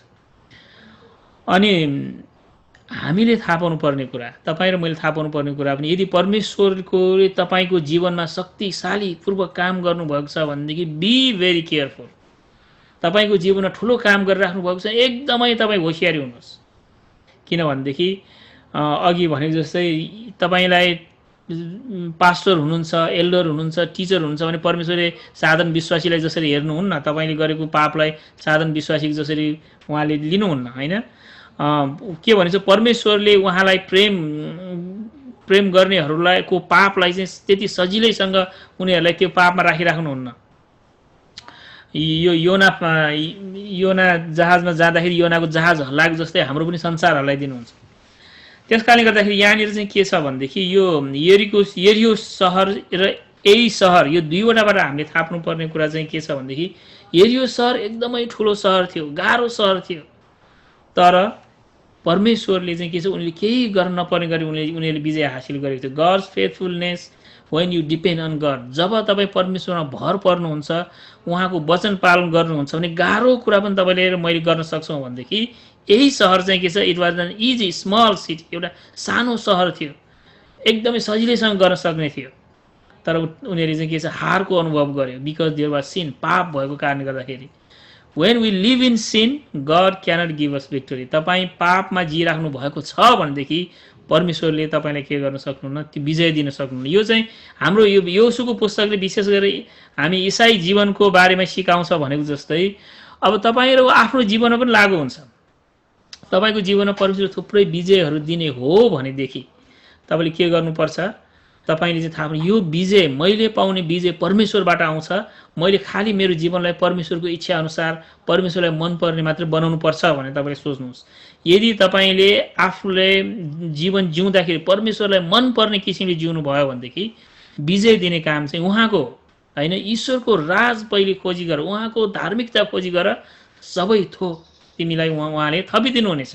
त्यस कारण 7 र 8 पदमा छ भनेदेखि 9 देखि 12 पदमा चाहिँ के छ त्यसपछि, अनि बाँकी सहरहरू सबै जितेको कुराहरू छ। अनि यहाँनिर इजरायलले थाहा पाएको के कुरा थाहा पायो भनेदेखि if Israel is to have God's victory, यदि इजरायलले परमेश्वरको विजय प्राप्त गर्ने हो भने दे मस्ट ओबे, उनीहरूले परमेश्वरको वचन पालन गर्नै पर्छ। अनि यो एउटा यही सहरमा जुन आकानले पाप गरेको थियो, त्यो पाप गरिसकेपछि त्यो पापलाई को दण्ड आकानले पाउँछ, त्यसको पश्चाताप गर्छ र त्यसपछि चाहिँ के छ, बाँकी ठाउँ उनीहरूले विजय प्राप्त गर्दै जान्छ।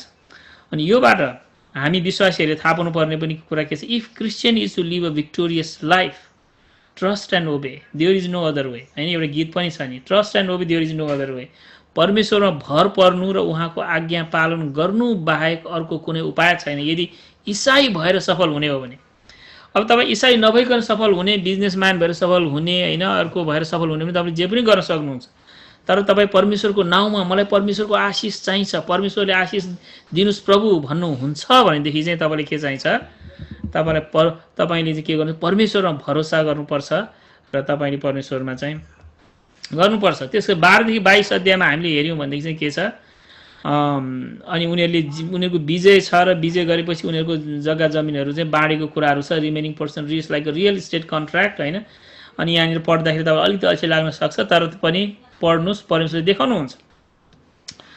त्यसकारण यो योशुको पुस्तक पढ्दाखेरि हामीले थाहा पाउनुपर्ने मुख्य लेसनहरू भनौँ हैन। Remember you are not in charge. जुन किसिमले परमेश्वरले दर्शन दिनुभयो, मपट्टि कि शत्रुपट्टि भनेर योशुले सोधेको थियो, परमेश्वरले के भन्नुभयो, म तिमीपट्टि पनि होइन, तिम्रो शत्रुपट्टि पनि होइन, आई एम द क्याप्टेन भनेको जस्तै परमेश्वरको सेवकाईमा तपाईँ परमेश्वरको अगुवाई चाहनुहुन्छ भनेदेखि you are not the captain, you are not in charge. तपाईँ इन्चार्ज होइन, तपाईँको सेवकाईको परमेश्वर हुनुहुन्छ। परमेश्वर इन्चार्ज हुनुहुन्छ भन्नुको मतलब परमेश्वरले गर भन्यो भने तपाईँले गर्नुपर्छ, परमेश्वरले नगर भन्यो भने तपाईँले गर्नु, जतिसुकै तपाईँलाई फाइदा होस्, हि इज द इन्चार्ज। अनि द प्रमिस चाहिँ के छ, should be claim by faith. तपाईँ उहाँको प्रतिज्ञा चाहिँ तपाईँ बसी बसी आउँदैन, तपाईँले के छ, योशुले लडाइँ गरेर जितेको जस्तै you have to claim by faith. अनि it's a battle, you must fight and win. यो चाहिँ यो इसाई जीवन चाहिँ एउटा के छ, सङ्घर्ष हो। तपाईँले यो एफिसीको पुस्तकमा हेर्नुभयो भने हाम्रो सङ्घर्ष चाहिँ it's not against flesh and blood, मासु र रगतको विरुद्धमा होइन, यो तर संसारका प्रिन्सिपालिटिज, अधिकारहरू, संसारको शक्तिहरू, आकाशका शक्तिहरूको बिचमा, मानिसहरूको विचारहरूको बिचमा हो। अहिलेको हाम्रो लडाइँ भनेको चाहिँ के छ, अरू मान्छे यो मान्छे शत्रु भन्ने कुरा होइन, विचार हो। गलत विचार चाहिँ हाम्रो के हो, शत्रु हो। तपाईँको जीवनमा भएको गलत विचारहरू तपाईँको शत्रु हो। तपाईँ र मैले हराउनु पर्ने चाहिँ त्यो हो, देयर इज टेम्पटेसन्स। त्यो एकदमै यो परीक्षाहरू छन् होइन, टेम्पटेसनहरू छ, यु मस्ट अभोइड देम, आकानको जस्तो। अनि Christian life is not a passive life. इसाई जीवन चाहिँ प्रभुको आशिष थाप्ने भने भाँडो लिएर प्रभु मलाई आशिष दिनुहोस् भन्ने जीवन होइन, यो चाहिँ के छ, केही गर्ने हो। अनि तपाईँले थाहा पाउनुहोस् in what areas of your life you are battling, कुन जीवनको कुन क्षेत्रमा तपाईँले सङ्घर्ष गरिराख्नु भएको छ। तर गुड न्युज, एउटा सुसमाचार चाहिँ के छ भनेदेखि तपाईँले यदि उहाँमाथि भरोसा गर्नुहुन्छ र पालन गर्नुहुन्छ भने परमेश्वरले तपाईँलाई चाहिँ के गर्नुहुन्छ, विजयी बनाउनुहुन्छ। ल यति नै राखौँ होला आजको उसलाई। म बाँकी समय हाम्रो सञ्चालकज्यूलाई दिन चाहन्छु, उहाँले लिइदिनु हुनेछ।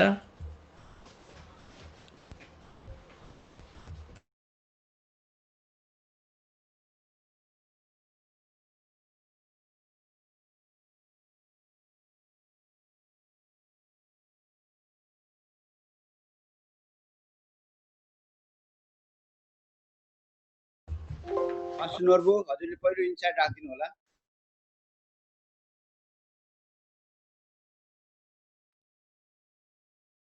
पास्टर नर्बुलाई यो समय लिइदिन अनुरोध गर्दछु।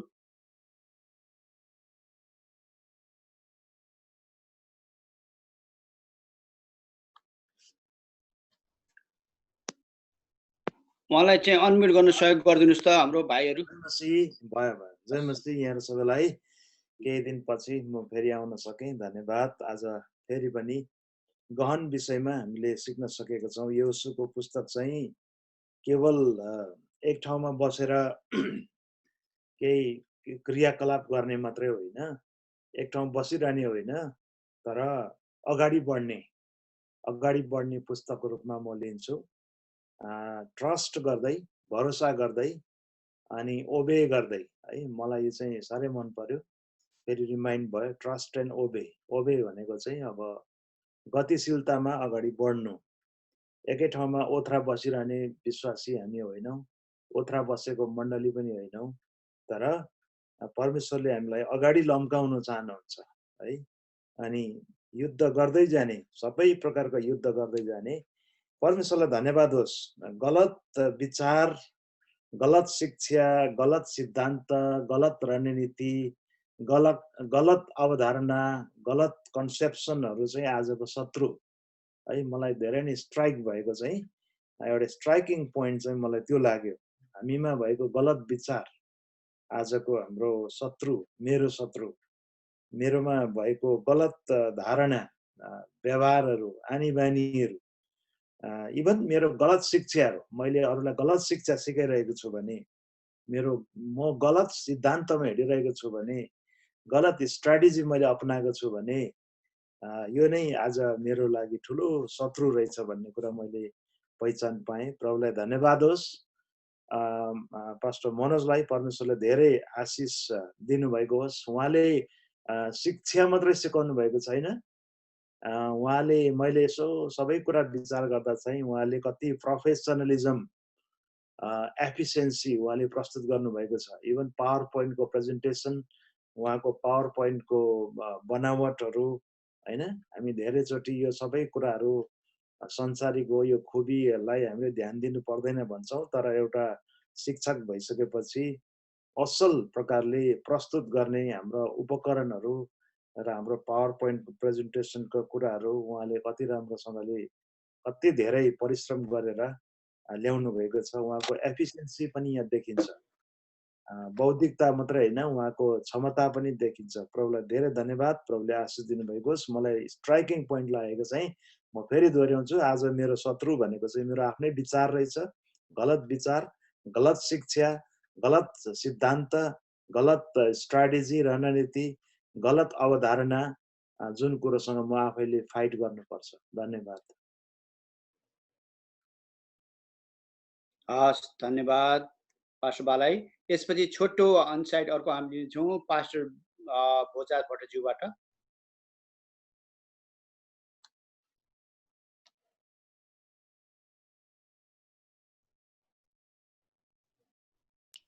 All right, thank you. हजुर, धन्यवाद। यहोशूको किताबको सुरुवात नै बडो दुःख लाग्दो वाक्यांशबाट सुरु हुन्छ। सायद यहोशूलाई थाहा पनि थिएन होला मोसालाई के भएको छ भनेर। परमेश्वर आएर भन्छ, यहोशू उठ, मेरो दास मोसा मर्यो। सुन्दा नै दुःखको एउटा समाचार हुनुपर्छ इजरायलीहरूका लागि र विशेष गरी यहोशूको लागि। उसले सोचेको थियो होला मोसा पहाडमा फेरि कुनै परमेश्वरसँग बातचित गर्न गएको थियो होला, तर परमेश्वरले भन्छ मेरो दास मोसा मर्यो, यहोशू उठ, अब तल लगेर जा।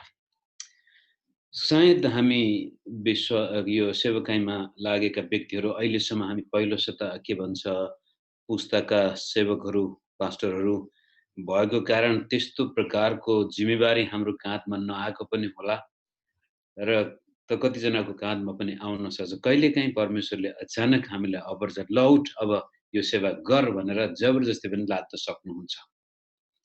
र त्यसपछि हाम्रो पास्टर मनोजले बडो राम्रोसँग छर्लङ्ग हुन गरी हामीलाई यहोशूको किताबको तस्बिर फेरि प्रस्तुत गर्नुभएको छ।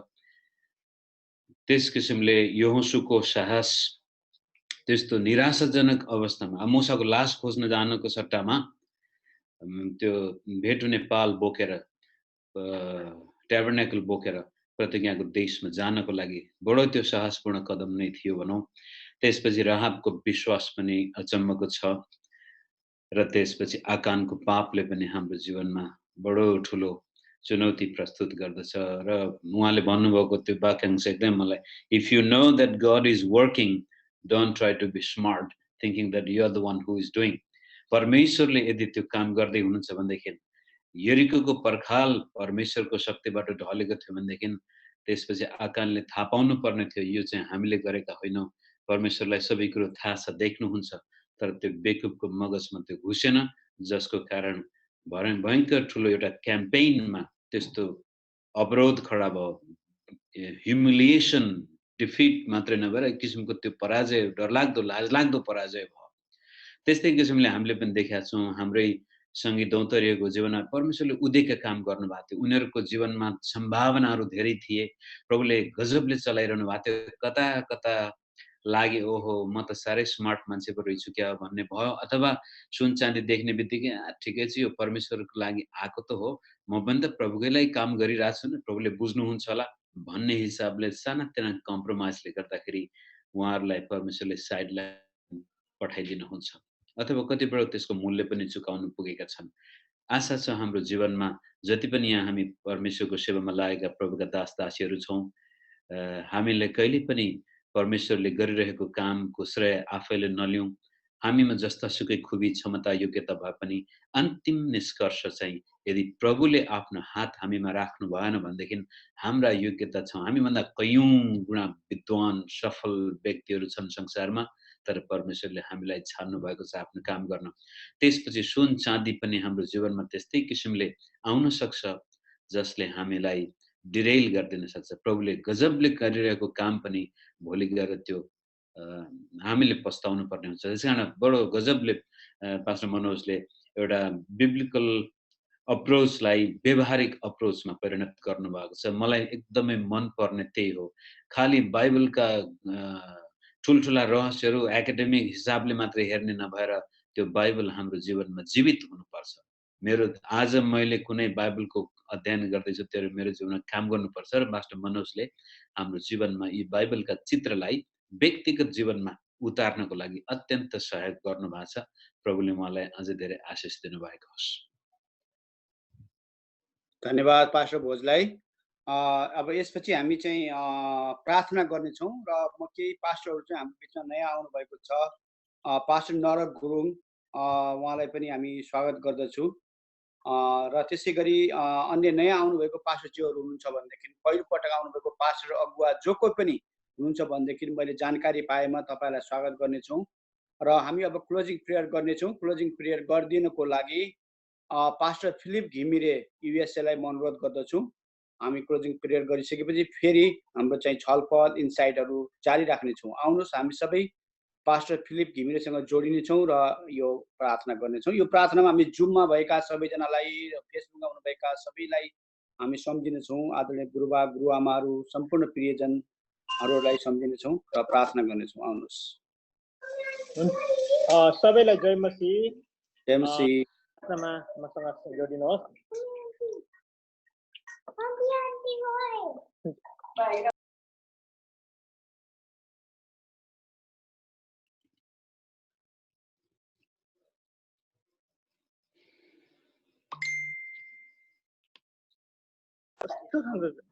हुन्छ, सबैलाई जय मसीह। फेरि पनि यहाँ मोबाइल फेरि म्युट भएछ। हुन्छ, हामी प्रार्थना गर्नेछौँ। प्रभु तपाईँ परमेश्वरले आज साँच्चै नै जुन वचन हामी अगुवा लिडरलाई आज साँच्चै नै कसरी परमेश्वरको अगुवाई र परमेश्वरको आवाज सुन्नुपर्छ र परमेश्वरले चाहिँ आज कसरी चाहिँ हाम्रो परिस्थिति, हाम्रो जुन दौडानमा परमेश्वर नै कप्तान हुनुहुन्छ अनि परमेश्वर नै अगुवाई गर्ने हुनुहुन्छ। आज हामी चाहिँ उहाँको माध्यम मात्र हौँ, हामी चाहिँ उहाँको काम गर्ने एउटा साँच्चै नै सहायक लिडर मात्रै हौँ भन्ने कुराहरू हामीले सिक्यौँ। प्रभु आज आफ्नो प्रभुका सेवकलाई तपाईँ परमेश्वरले जुन दर्शन र भिजन दिनुभयो अनि आज हामी त्यो अनुसार आज जुन सेवकाईमा लिडरसिपको तालिममा हामी यसरी सिक्न सक्यौँ। प्रभु आज हामीले परमेश्वरमा भरोसा र अनि साँच्चै नै उहाँको आज्ञामा रहेर आज आफूलाई नै नम्र भएर आज परमेश्वरमा जति पनि आफूभन्दा सिनियरहरूको जुन अधीनतामा रहेर जसरी यहोशूले यसरी मोसाको सेवकाईमा साथ दिए त्यसरी नै आज परमेश्वरको बोलावट आज मोसा पछाडि परमेश्वरले जसरी यहोशूलाई उठ्न लाउनु भएर साँच्चै नै त्यो सन्दुक करारको सन्दुक बोकेर यसरी साँच्चै नै यर्दन पारी जान लागेर कनानको देशमा पुगेका हामी घटना पायौँ। त्यसरी नै आज परमेश्वरले राख्नु भएको प्रतिज्ञाको देशमा त्यसरी सफल गराउनु भएको छ। आज कतिचोटि हामी सङ्घर्ष र कतिचोटि विलापको एउटा साँच्चै नै धेरै दुःखदायीको कष्टदायीको अवस्थाहरू सङ्घर्षमा जिउनु पर्छ एउटा सेवकहरूले, तर पनि परमेश्वरले हाम्रो नजिकमा हुनुहुँदो रहेछ र हाम्रो लागि उहाँले आफ्नो शक्ति सामर्थ्यद्वारा आज सफल गराउनु भएको छ। आज कतिचोटि हामीले नसोचेका हाम्रो विचार चाहिँ खराब हुँदो रहेछ। हाम्रो विचारले गर्दा हामी विचार र हाम्रो मनका कुराहरूले गर्दा नि कतिचोटि हामी त्यो आफ्नो सफलतामा पुग्नका लागि कति गाह्रो पर्छ र त्यो नि शत्रुता हो भन्ने कुरा पनि हामीले सिकेका छौँ। अनि आज हामीले सोच्नुभन्दा परमेश्वरको सोचाइ र परमेश्वरको बुद्धिमा हामीले लाग्नुपर्छ भन्ने कुराहरू हामीले मुख्य ज्ञान पाएका छौँ।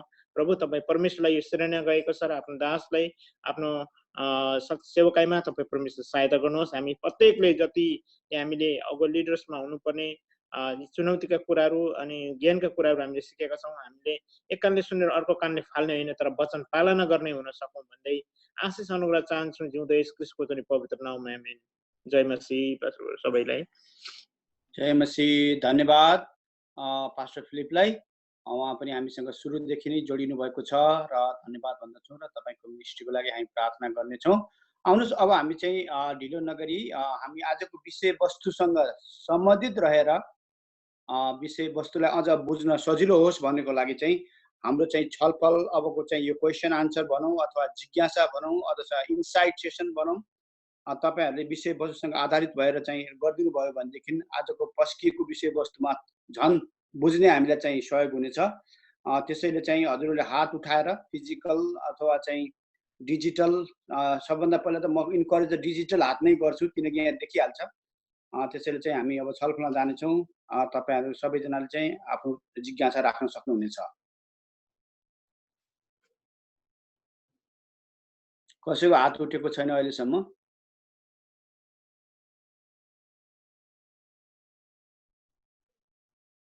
यो हात उठ्दै गर्दाखेरि म चाहिँ पास्टर मनोहर पाठकज्यूलाई 2 मिनट समय लिइदिन अनुरोध गर्दछु। पास्टर मनोहर पाठक हामीसँग हुनुहुन्छ, वरिष्ठ पास्टर उहाँले 2 मिनट समय लिएर हजुर।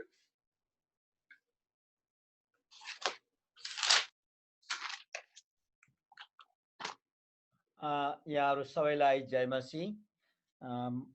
डाक्टर मनोजलाई धेरै धेरै धन्यवाद। उहाँले जुन प्रकारले मोसाको जीवन र यहोशुको जीवनलाई एकदम यता र उता मिलाएर जसरी प्रस्तुत गर्नुभयो त्यो हेर्दै गर्दाखेरि हामी साधारण मान्छेहरूलाई पनि साधारण अगुवाहरूलाई पनि सजिलोसँग बुझ्न सक्ने उहाँले बनाइदिनु भएको छ।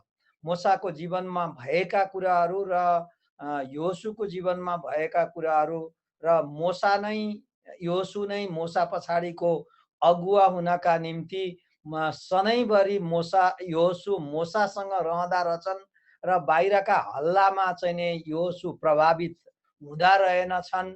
तर सायद अब यहाँ हामीले भन्दै त्यस्तो सुनेनौँ, त्यस्तो भएन। अहिलेको कन्टेक्स्टमा भन्ने हो भने अगुवासँग भएर अगुवाको निम्ति प्रार्थना गर्ने काममा सायद यहोशु रहेछन् कि भन्ने अन्दाज लगाउन सकिन्छ, किनभने बाहिरका हल्लाले उनलाई खास ठुलो प्रभाव पारेन।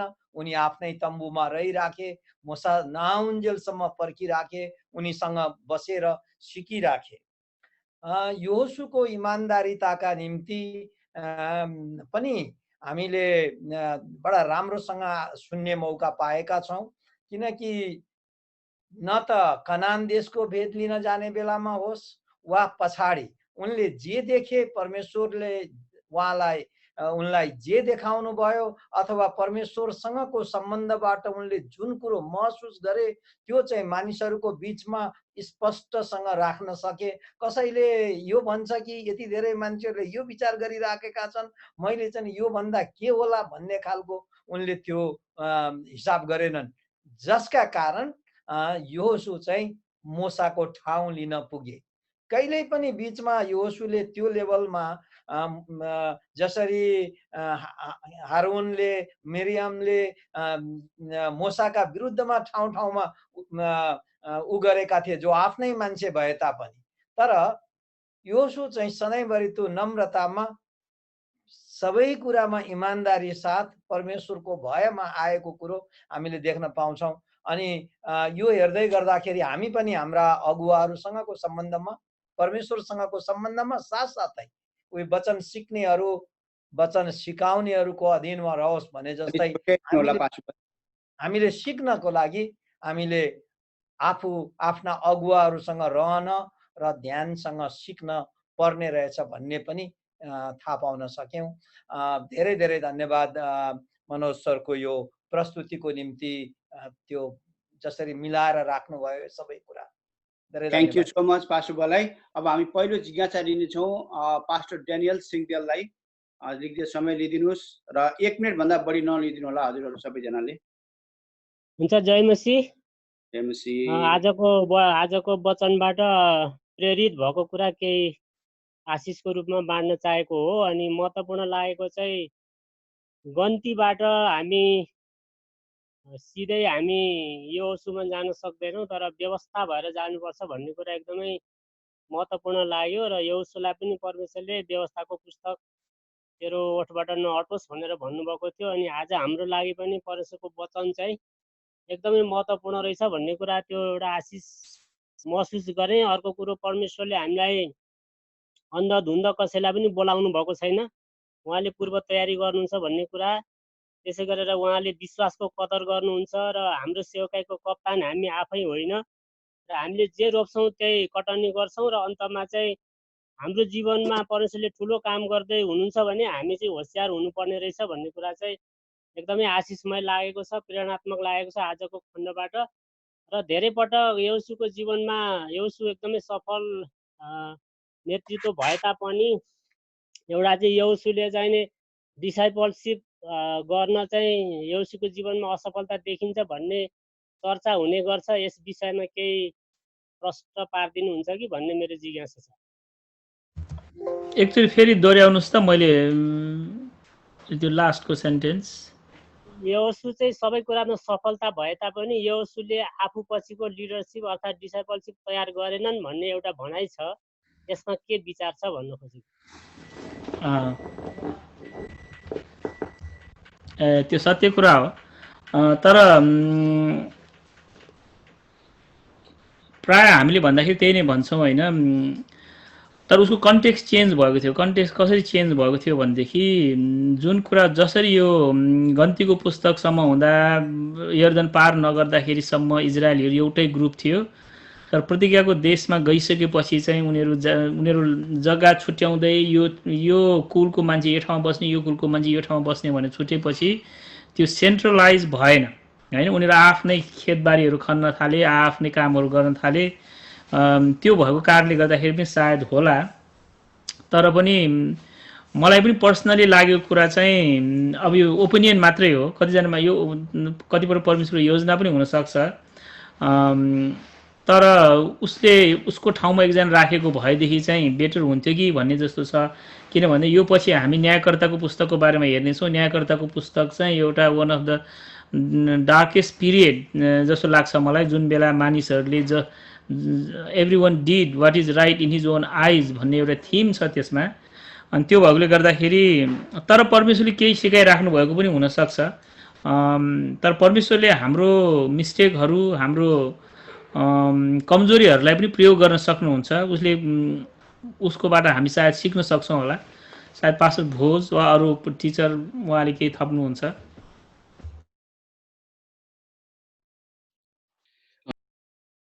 पास्टर भोज हजुर के थप्न चाहनुहुन्छ? हुन्छ, अलिकति मात्रै। यो अगुवाले आफू पछाडिको चेला तयार गर्न सकेन, डिसाइपलसिप उत्पादन गर्न सकेन भन्दाखेरि यसका दुईवटै पक्षलाई हेर्नुपर्ने हुन्छ।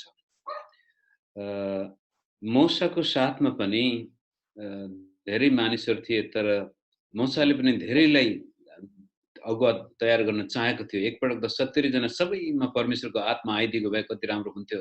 सबैमा परमेश्वरको आत्मा, त्यस्तो किसिमको विचार थियो मूसामा पनि। तर अन्तिममा यहोशू र कालेबले मात्रै अन्तिमसम्म साथ दिएको देखिन्छ। त्यसकारण डिसाइपलमा पनि भर पर्छ, मास्टरमा मात्र नभएर डिसाइपलको जिम्मेवारी पनि परमेश्वरले त्यति नै जिम्मेवार ठहराउनुहुन्छ। यदि यहोशूले पनि हारून जस्तै त्यो बाछाको के भन्छ गोल्डन काफमा भाग लिदिए अथवा मूसाको भेट हुने पालमा पर्खेर बस्नुको सट्टामा उसले पनि भिडभाडमा गएर रमाइली गरेको भए हामीलाई थाहा छैन मूसाले यहोशूलाई पाउँथ्यो कि पाउँदैन थियो।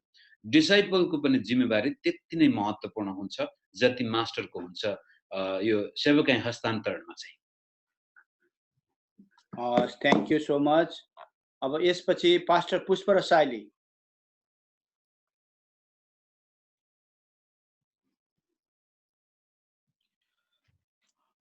धन्यवाद सबैलाई। फेरि पनि मेरो अभिवादन जय मसी। पास्टर मनोजलाई धेरै धन्यवाद यो यहोशूको पुस्तकबाट फेरि पनि हजुरको यो ट्रेनिङबाट सिक्ने अवसर भयो। 2017 साल अगस्त 19-20 तारिक जतिखेर रोचेस्टरमा आउनुभएको थियो, ती कुराहरू हजुरले सिकाउनु भएको थियो, दोहोरिन मौका पायो। आज एकदमै राम्रो भएको छ। मेरो एउटा जिज्ञासा अलिकति कन्फ्युज भइरहेको अवस्था छ। त्यो जिज्ञासा चाहिँ यहोशू 5:15 को जुन तेरा खुट्टाबाट जुत्ता फुकाल भन्ने जुन सन्दर्भ छ त्यहाँ अहिले केही सेवकाईहरू हामीले हेर्दाखेरि कतिले पुलपिटमा गएर प्रचार गर्दाखेरि जुत्ता नलगाई गएको कुराहरू हामी देख्दछौँ। अनि यो पदबाट अनि अरू पनि छ चाहिँ यो सन्दर्भबाट त्यो सिकाइ हो कि अरू त्यस्तो कुनै छ त्यसरी पुलपिटमा जाँदाखेरि जुत्ता खोल्नै पर्ने भन्ने खालको अलिकति क्लियर हुन चाहे मैले। Thank you. यो अब यसको खासै ठ्याक्कै उत्तर चाहिँ मलाई थाहा छैन, मैले चाहिँ दिने मेरो विचार मात्रै हो होइन। यो के हो भन्दाखेरि मलाई के लाग्छ भनेदेखि जुन कन्टेक्स्टमा योसुहरू मोसाहरूले सेवकाई गर्दै थियो त्यो चाहिँ हाम्रो नेपाली कन्टेक्स्ट जस्तै थियो होला, जसले गर्दाखेरि जहाँ हामी सफा ठाउँ फोहोर ठाउँबाट सफा ठाउँमा जाँदाखेरि जुत्ता फुकाल्ने होइन। जुत्ताले एउटा चाहिँ के छ जुत्ताले चाहिँ एउटा फोहोर एउटा चाहिँ सफा ठाउँमा लान नहुने कुराको सङ्केत गर्छ। अनि त्यो कन्टेक्स्टमा अनि सायद मोसा योसुहरूले त्यतिखेर मात्रै न अरू ठाउँमा पनि उनीहरूको जुत्ता चाहिँ के छ फुकाल्ने गर्थ्यो होला, जुन राम्रो ठाउँमा सफा ठाउँमा आदर गरेको ठाउँमा जाँदाखेरि होइन। अनि त्यो कन्टेक्स्टमा सायद उनीहरूले यो चाहिँ पवित्र भूमि हो, यसमा तिम्रो जुत्ता फुकाल भनेर उहाँले भन्नुभयो। अनि त्यो हाम्रो नेपालको कन्टेक्स्टमा हाम्रो नेपाली चर्चमा त भन्नु पर्दैन, चर्चभित्र जाँदाखेरि पनि जुत्ता फुकालेर जान्छौँ होइन, त्यो पुलपिटमा लाउने कुरा आएन। तर अब यो अमेरिकन कन्टेक्स्टमा चाहिँ अलिकति फरक हुनसक्छ, किन अमेरिकन कन्टेक्स्टमा कतिपल्ट त बैठकमा पनि जुत्ता लाएर जान्छ होइन, हामी नेपालीहरूकोमा त त्यति जाँदैन। तर यहाँ गोराहरूको घरमा जानुभयो भने तपाईँलाई जुत्ता फुकाल्न चाहिँ दिँदैन, किनभने कहिलेकाहीँ जुत्ताभन्दा मोजा फोहोर हुन्छ यहाँ चाहिँ होइन। जुत्ता गनाउँदैन, मोजा गनाउँछ। अनि त्यो कन्टेक्स्टमा जुत्ता फुकाल्यो भने चाहिँ बढ्ता दुर्गन्ध हुनसक्छ। अब त्यो भएकोले गर्दाखेरि यहाँ मान्छेहरूलाई तपाईँले गोराहरूलाई तपाईँको घरमा पर जुत्ता फुकाल्यो भने उनीलाई एकदम अप्ठ्यारो लाग्छ, किनभनेदेखि यहाँ बाहिर बाटोहरू सब सफा हुन्छ, उनीहरूको जुत्ता सफाइ हुन्छ, धुलोहरू त्यति हुँदैन गाडीमै बसिरहेको कारणले गर्दाखेरि। तर मोजा चाहिँ गुम्सिएको ठाउँबाट बस्दाखेरि फोहोर हुने भएकोले गर्दाखेरि कतिपटक गर्नुहुन्थ्यो कन्टेक्स्टमा। अब यहाँ चाहिँ फुकाल्दैन होइन। अनि कति ठाउँमा चाहिँ अब यदि मोजा लागेको छैन भनेदेखि म एक दुई ठाउँमा जाँदाखेरि त तपाईँले मोजा लागेको छैन भनेदेखि त्यो भित्रै आउन दिँदैन तपाईँलाई। यहाँको कन्टेक्स्टमा अमेरिकन कन्टेक्स्टमा म मेरो छोरालाई डे केयरमा राख्दाखेरि उनीहरूको अब एकचोटि मैले चप्पल लाएर गएको थिएँ, मोजा थिएन, अनि उहाँहरूले त मलाई भित्र छिर्नै दिएन। यहाँ मोजा नलाइकन कि मोजा लाउनुपर्छ कि राम्रो जुत्ता लाउनुपर्छ अनि मात्रै आउन पाउँछ, नत्र पाउँदैन भनेर उनीहरूले मलाई छिर्नै दिएन। अनि अलि यो कन्टेक्स्ट चाहिँ फरक छ होइन। त्यो कन्टेक्स्टबाट बुझ्दाखेरि हामीले चाहिँ अब परमेश्वरले चाहिँ एउटा सफा एउटा पवित्र हामीले विशेष गरी व्यवस्थाको पुस्तकमा हेऱ्यौँ भनेदेखि उहाँले खालि त्यो रिचुअल मात्र क्रिएट गर्नुभएको छ, त्यो रिचुअलमा वास्तवमा सफा र फोहोर पनि छुट्याउनु भएको छ, स्वास्थ्य र अस्वास्थ्य पनि छुट्याउनु भएको छ होइन। त्यो कुराहरू पनि छ। अनि त्यो कन्टेक्स्टले गर्दाखेरि हामी नेपालको कन्टेक्स्टमा छ भनेदेखि डेफिनेटली फुकाल्नुपर्छ। अमेरिकन कन्टेक्स्ट छ भनेदेखि चाहिँ यदि फुकाल्नुहुन्छ भने ठिक छ, फुकाल्नुहुन्न भनेदेखि पनि त्यसलाई इस्यु बनाउनु हुन्छ जस्तो चाहिँ मलाई लाग्दैन, किनभने यहाँ अलिकति तपाईँले जुत्ता फुकालेर चाहिँ अलिक फोहोर गर्न सक्ने सम्भावना बढ्छ। मेरो यो चाहिँ विचार हो, म आई माइट बी रङ। यसपछि पास्टर गोविन्द पौल कोइराला। यसमा हाम्रो पास्टर भोजलाई उहाँको विचार छ भने दिउँ न। उहाँ पास्टर भोज र पास्टर नोर्बु तपाईँले भनेको म सही छु।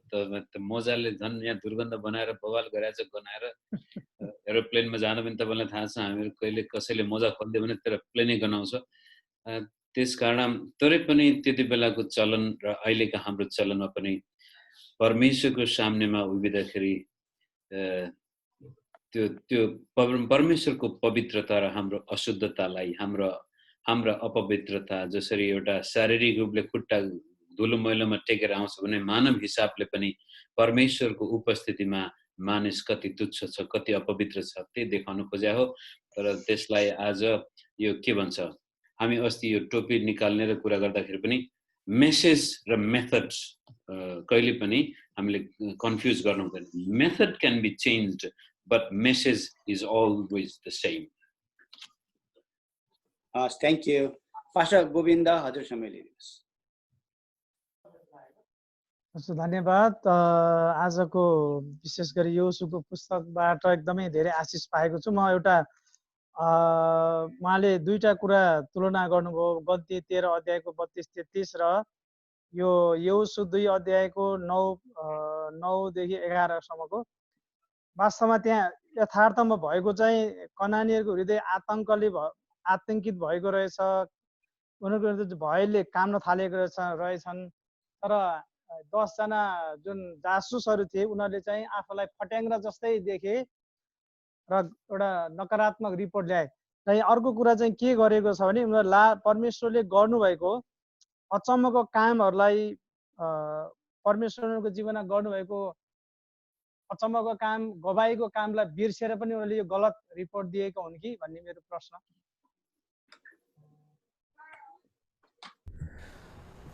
अब उनीहरूले गलत रिपोर्ट दिएको चाहिँ यो चाहिँ एउटा सिधै उनीले विश्वास नगरेको हो। हामी मान्छेको नेचर हुन्छ नि, आँखाले देखेकोमा तपाईँमा विश्वास छ कि छैन भन्ने कुरा चाहिँ हामी किन हामीमा विश्वास हुँदैन भनेदेखि हामी चाहिँ आँखामा विश्वास गर्छौँ कि परमेश्वर चाहिँ तपाईँ देख्न सक्नुहुन्न, परमेश्वरको काम देख्न सक्नुहुन्न, परमेश्वरको त वचन मात्रै आउँछ। अनि वचन आउँछ, हामी बिर्सन्छौँ, कतिवटा कुराहरू पहिला गरेको कुराहरू पनि बिर्सन्छौँ। तर हामी चाहिँ खालि जे देख्यो त्यसमा मात्र विश्वास गरिराखेको हुन्छ। We live by sight not by faith. अनि त्यो चाहिँ कन्ट्रास्ट चाहिँ हामी अहिले पनि कतिपल्ट किन विश्वासीहरूले नराम्रो काम गर्छ भन्दाखेरि बिकज हामी चाहिँ we try to live by sight. देखेको कुरा सबैले यसो गर्छ भने म पनि किन गर्न नहुने भनेर हाम्रो मनमा आएको हुन्छ नि त। त्यो चाहिँ एउटा के छ, एउटा कमजोरी हो। त्यो कारणले गर्दाखेरि चाहिँ उनीहरूको रिजनिङ, कमन रिजनिङ परमेश्वरलाई चिन्न नसकेको र विश्वास नभएको चाहिँ परिणाम हो। हस्, थ्याङ्क यू सो मच। त्यसपछि पास्टर ताराबहादुर राई।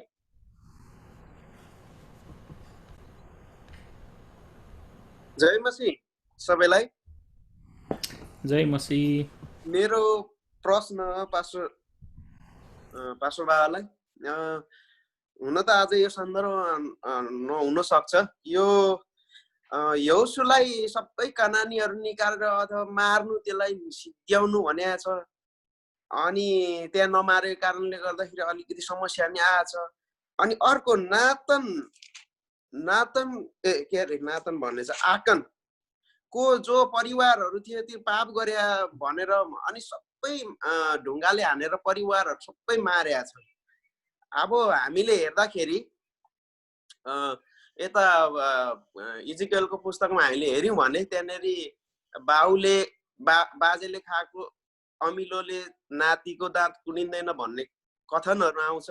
यसमा केही शिक्षाहरू लुक्या होला कि केही छ होला? के चाहिँ भन्न चाहनुहुन्छ पास्टर बाबु? यो के त्यो आकानले गरेको पापले गर्दाखेरि सबै परिवार सिद्ध्याउनु पर्ने? अब दानियलको उसमा नि हेऱ्यौँ भने त्यहाँनिर सबै सिद्ध्याएको छ। परिवारहरू, साना बालबच्चाहरूदेखि लिएर सबै गाई बस्तु सबै सिद्ध्याउनु पर्ने किन होला? कारण चाहिँ एउटा कारण चाहिँ के छ भनेदेखि सबभन्दा दुई भागमा बुझेको छु मैले तपाईँको प्रश्नलाई। एउटा चाहिँ कनानीहरूलाई सिद्ध्याउनु पर्ने कारण किन भन्ने होइन, किन भनेदेखि दुष्टताको कारणले गर्दाखेरि कनानीहरू नाश हुनुपर्ने चाहिँ परमेश्वरले अब्राहमलाई नै उत्पत्तिको पुस्तकमा नै भन्नुभएको थियो होइन। ती उनीहरूको पाप दुष्टता नबढेको कारणले गर्दा तिमीहरू चाहिँ 400 वर्ष मिश्रमै बसिरहेको छ, त्यसपछि मात्र आउने छौ भनेर परमेश्वरले उनीहरूको अनैतिकता एकदमै अनैतिक थियो कनानीहरू। अनि उनीहरूको चाहिँ अन्याय, इन्जस्टिस, मैले मेरो विचारमा योभन्दा अगाडिको भने जस्तो लाग्छ, इमोरालिटी, इन्जस्टिस, अनैतिकता र होइन आइडोलेट्री र मूर्ति पूजा। यो मूर्ति पूजा उनीहरू चाइल्ड सेक्रिफाइस पनि गर्थ्यो, बालकहरू पनि बलिदान गर्ने, जे पनि गर्ने खालको उनीहरू मान्छे थियो। त्यो कारणले गर्दाखेरि परमेश्वरले हेर्नुहुन्छ, एउटा राम्रो छ भने पनि उहाँले चाहिँ के गर्नुहुन्छ, मौका दिनुहुन्छ। तर धेरै दुष्टलाई परमेश्वरले चाहिँ के गर्नुहुन्छ, दण्ड दिनुहुन्छ। हामी पनि सफा लुगा धुने भने के हो, हाम्रो लुगामा भएको फोहोर फाल्ने त हो होइन। फोहोर छ भने फालिन्छ नि त। परमेश्वर पवित्र परमेश्वर हुनुहुन्छ भने हरेक फोहोर फालिन्छ अथवा जलेर नाश हुन्छ। तपाईँ र म जानी फोहोर थाहा पाउँदै पनि त्यसमा लागिराख्छौँ भनेदेखि हामी पनि परमेश्वर पवित्र हुनुभएकोले गर्दाखेरि यो परमेश्वर नेचरकै विरुद्धमा भएकोले गर्दाखेरि विल बी बर्न, हामी जलेर नाश हुनेछौँ होइन। त्यो एउटा परमेश्वरको नेचर अनुसार नै छ। तपाईँ पवित्र परमेश्वरको उपस्थितिमा जाने हो भने, तर तपाईँ जानी अपवित्रमातिर रमाउनुहुन्छ भनेदेखि यो कम्प्याटिबल नै हुँदैन। त्यो छ। अब जहाँसम्म आकानको परिवार छ त्यसमा चाहिँ के छ भनेदेखि मान्छेलाई त्यत्रो गर्दा पनि मान्छेले चाहिँ के छ नसिकेको कारणले गर्दाखेरि परमेश्वरले सिकाउनुहुन्छ होइन। अब परमेश्वर अब मान्छेको दृष्टिमा त उनीहरू मर्यो परिवार समेत, तर परमेश्वरको दृष्टिमा आकान मात्रै नर्क गएको अथवा उसको परिवार के हो हामीलाई थाहा छ। मृत्यु पछिको त परमेश्वरको छुट्टै छ। हाम्रो मानिसको लागि मृत्यु नै के छ अन्तिम हो, सिद्धियो जस्तो लाग्छ। तर परमेश्वरको उसँग छुट्टै हिसाब त कति बाँकी छ होइन। परमेश्वरले उनीहरूसँग बुक त्यहाँ थुप्रै किताबहरू छ परमेश्वरसँग होइन। त्यो किताबमा कसको के भाग छ। तर त्यतिखेर किन परिवारै भयो भनेदेखि परमेश्वरले खालि त्यो परिवार चाहिँ उनीहरूको लागि मात्र होइन, सारा इजरायली समुदायहरूको निम्ति पनि हो कि त्यो। तिम्रो गल्तीले तिम्रो परिवारलाई फरक पर्छ। तिम्रो गल्तीको कारणले गर्दाखेरि तिम्रो अझ के छ उसको कारणले उसको परिवार होइन 32 जना मान्छे मर्यो नि त्यहाँ, उसको देश हार्यो नि त ऊ एकजनाको कारणले गर्दाखेरि। अनि तपाईँ र मेरो कारणले पनि के छ खालि हामीलाई मात्र फरक पर्दैन, उसको दोष उसको यो हो भनेर हामीले भन्नु हुँदैन। किनभने एकजनाको दोषले गर्दाखेरि अरूले पनि दुःख पाउँछ। परिवारमा अचानक बुवाले कमाइराखेको थियो, बुवाको जागिर गयो भनेदेखि बुवालाई मात्र कम खानु पाउने हो र होइन, परिवार सबैले कम खानु पाउने छ। वी आर रिलेटेड, हामी सम्बन्धित छौँ के। त्यो भएकोले गर्दाखेरि तर यो मेरो विचारमा यो आकानको कन्टेक्स्टमा चाहिँ परमेश्वरले के सिकाउनु खोज्नु भएको हो, इजरायलीलाई सिकाउनु खोज्नुभएको र हामीलाई सिकाउनु खोज्नुभएको। We have to learn. तपाईँ र मैले थाहा पाउनु पर्यो। तपाईँले गरेको पापको कारणले तपाईँले मात्र होइन तपाईँको छोराछोरीलाई फरक पार्छ, तपाईँको समुदायलाई फरक पार्छ, तपाईँको देशलाई फरक पार्छ। त्यो भएकोले गर्दाखेरि हामीले चाहिँ के गर्नुपर्छ परमेश्वरको कुरालाई चाहिँ गम्भीरता साथ लिनुपर्छ भन्ने कुरा चाहिँ हामीले थाहा पाउनु पर्यो।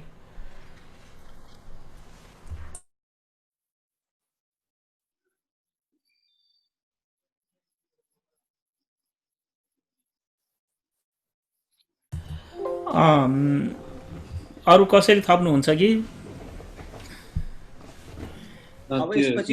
इजिकेलको कुरा नै उठाउनु भएको थियो भाइले।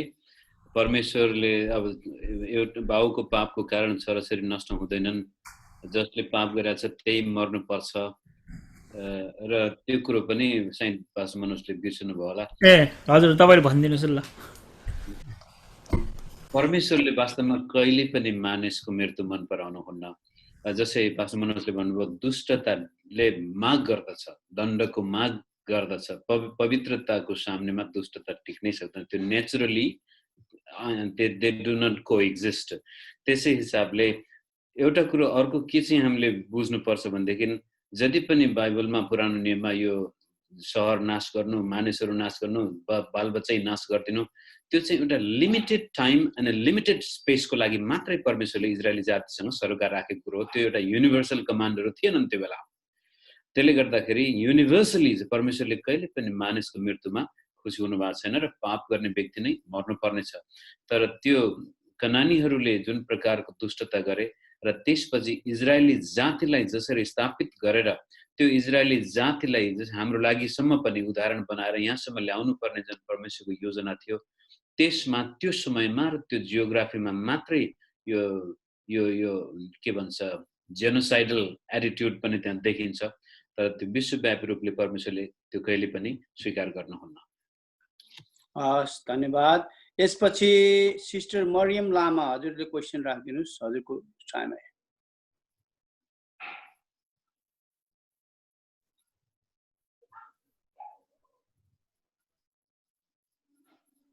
हेलो, हुनुहुन्छ तपाईँ? हस्, म्युट छ, अझै म्युट छ।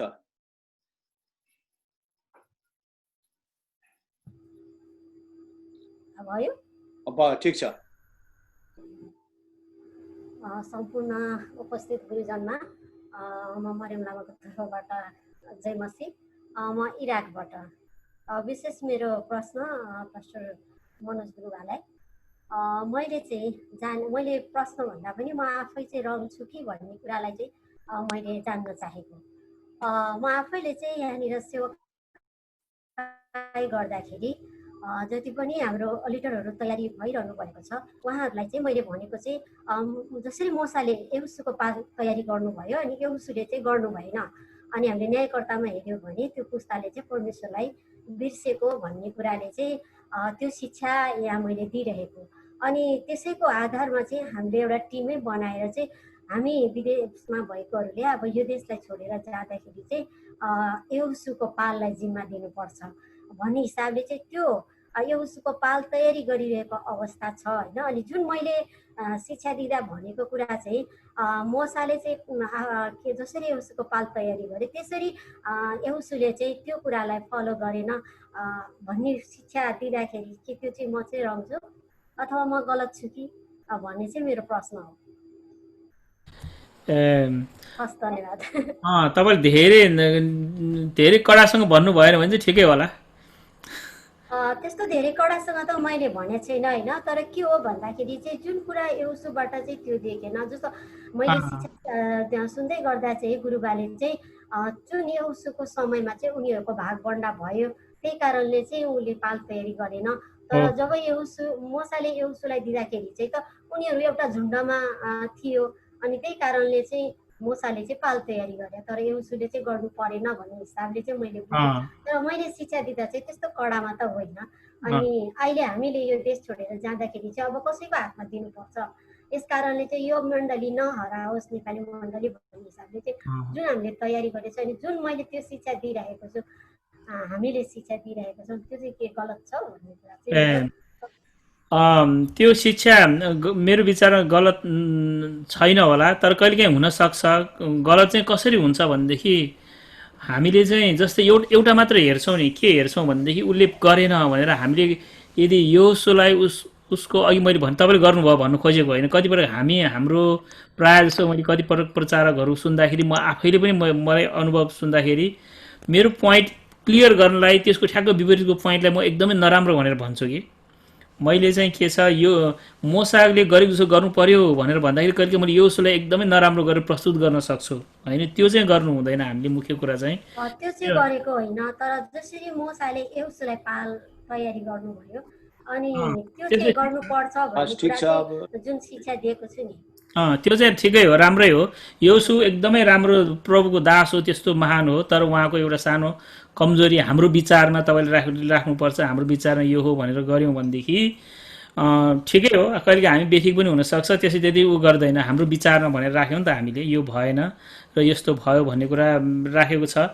तर हामीले जुन याद गर्नुपर्ने जस्तै चेलाहरूको कुरा गर्दा, सबै बाइबलको क्यारेक्टरहरूको कुरा गर्दा जुन व्यक्तिलाई परमेश्वरले शक्तिशालीसँग चलाउनु भएको छ, जसको जीवनमा काम गर्नुभएको छ, उनीहरूको जीवनमा कहिलेकाहीँ एक दुईवटा कमजोरी हुनसक्छ। त्यो कमजोरीहरूलाई हामीले प्रस्तुत गर्दाखेरि हाम्रो पोइन्टलाई मात्र हाइलाइट गर्नको लागि उनीहरूलाई एकदम नगरिकन एउटा ब्यालेन्समा राखेर उहाँ धेरै राम्रो उहाँ गर्नुभएको छ, तर उहाँको कमजोरीले गर्दा यो भयो भनेर हामीले देखायो भनेदेखि चाहिँ मिल्छ। त्यसरी नै हो। हस्, धन्यवाद गुरुबा। धन्यवाद। अब यसपछि हामी लिडर राजेश राईलाई समय लिइदिनु। अन्तिम प्रश्न हुनेछ यो। लिडर राजेश राई।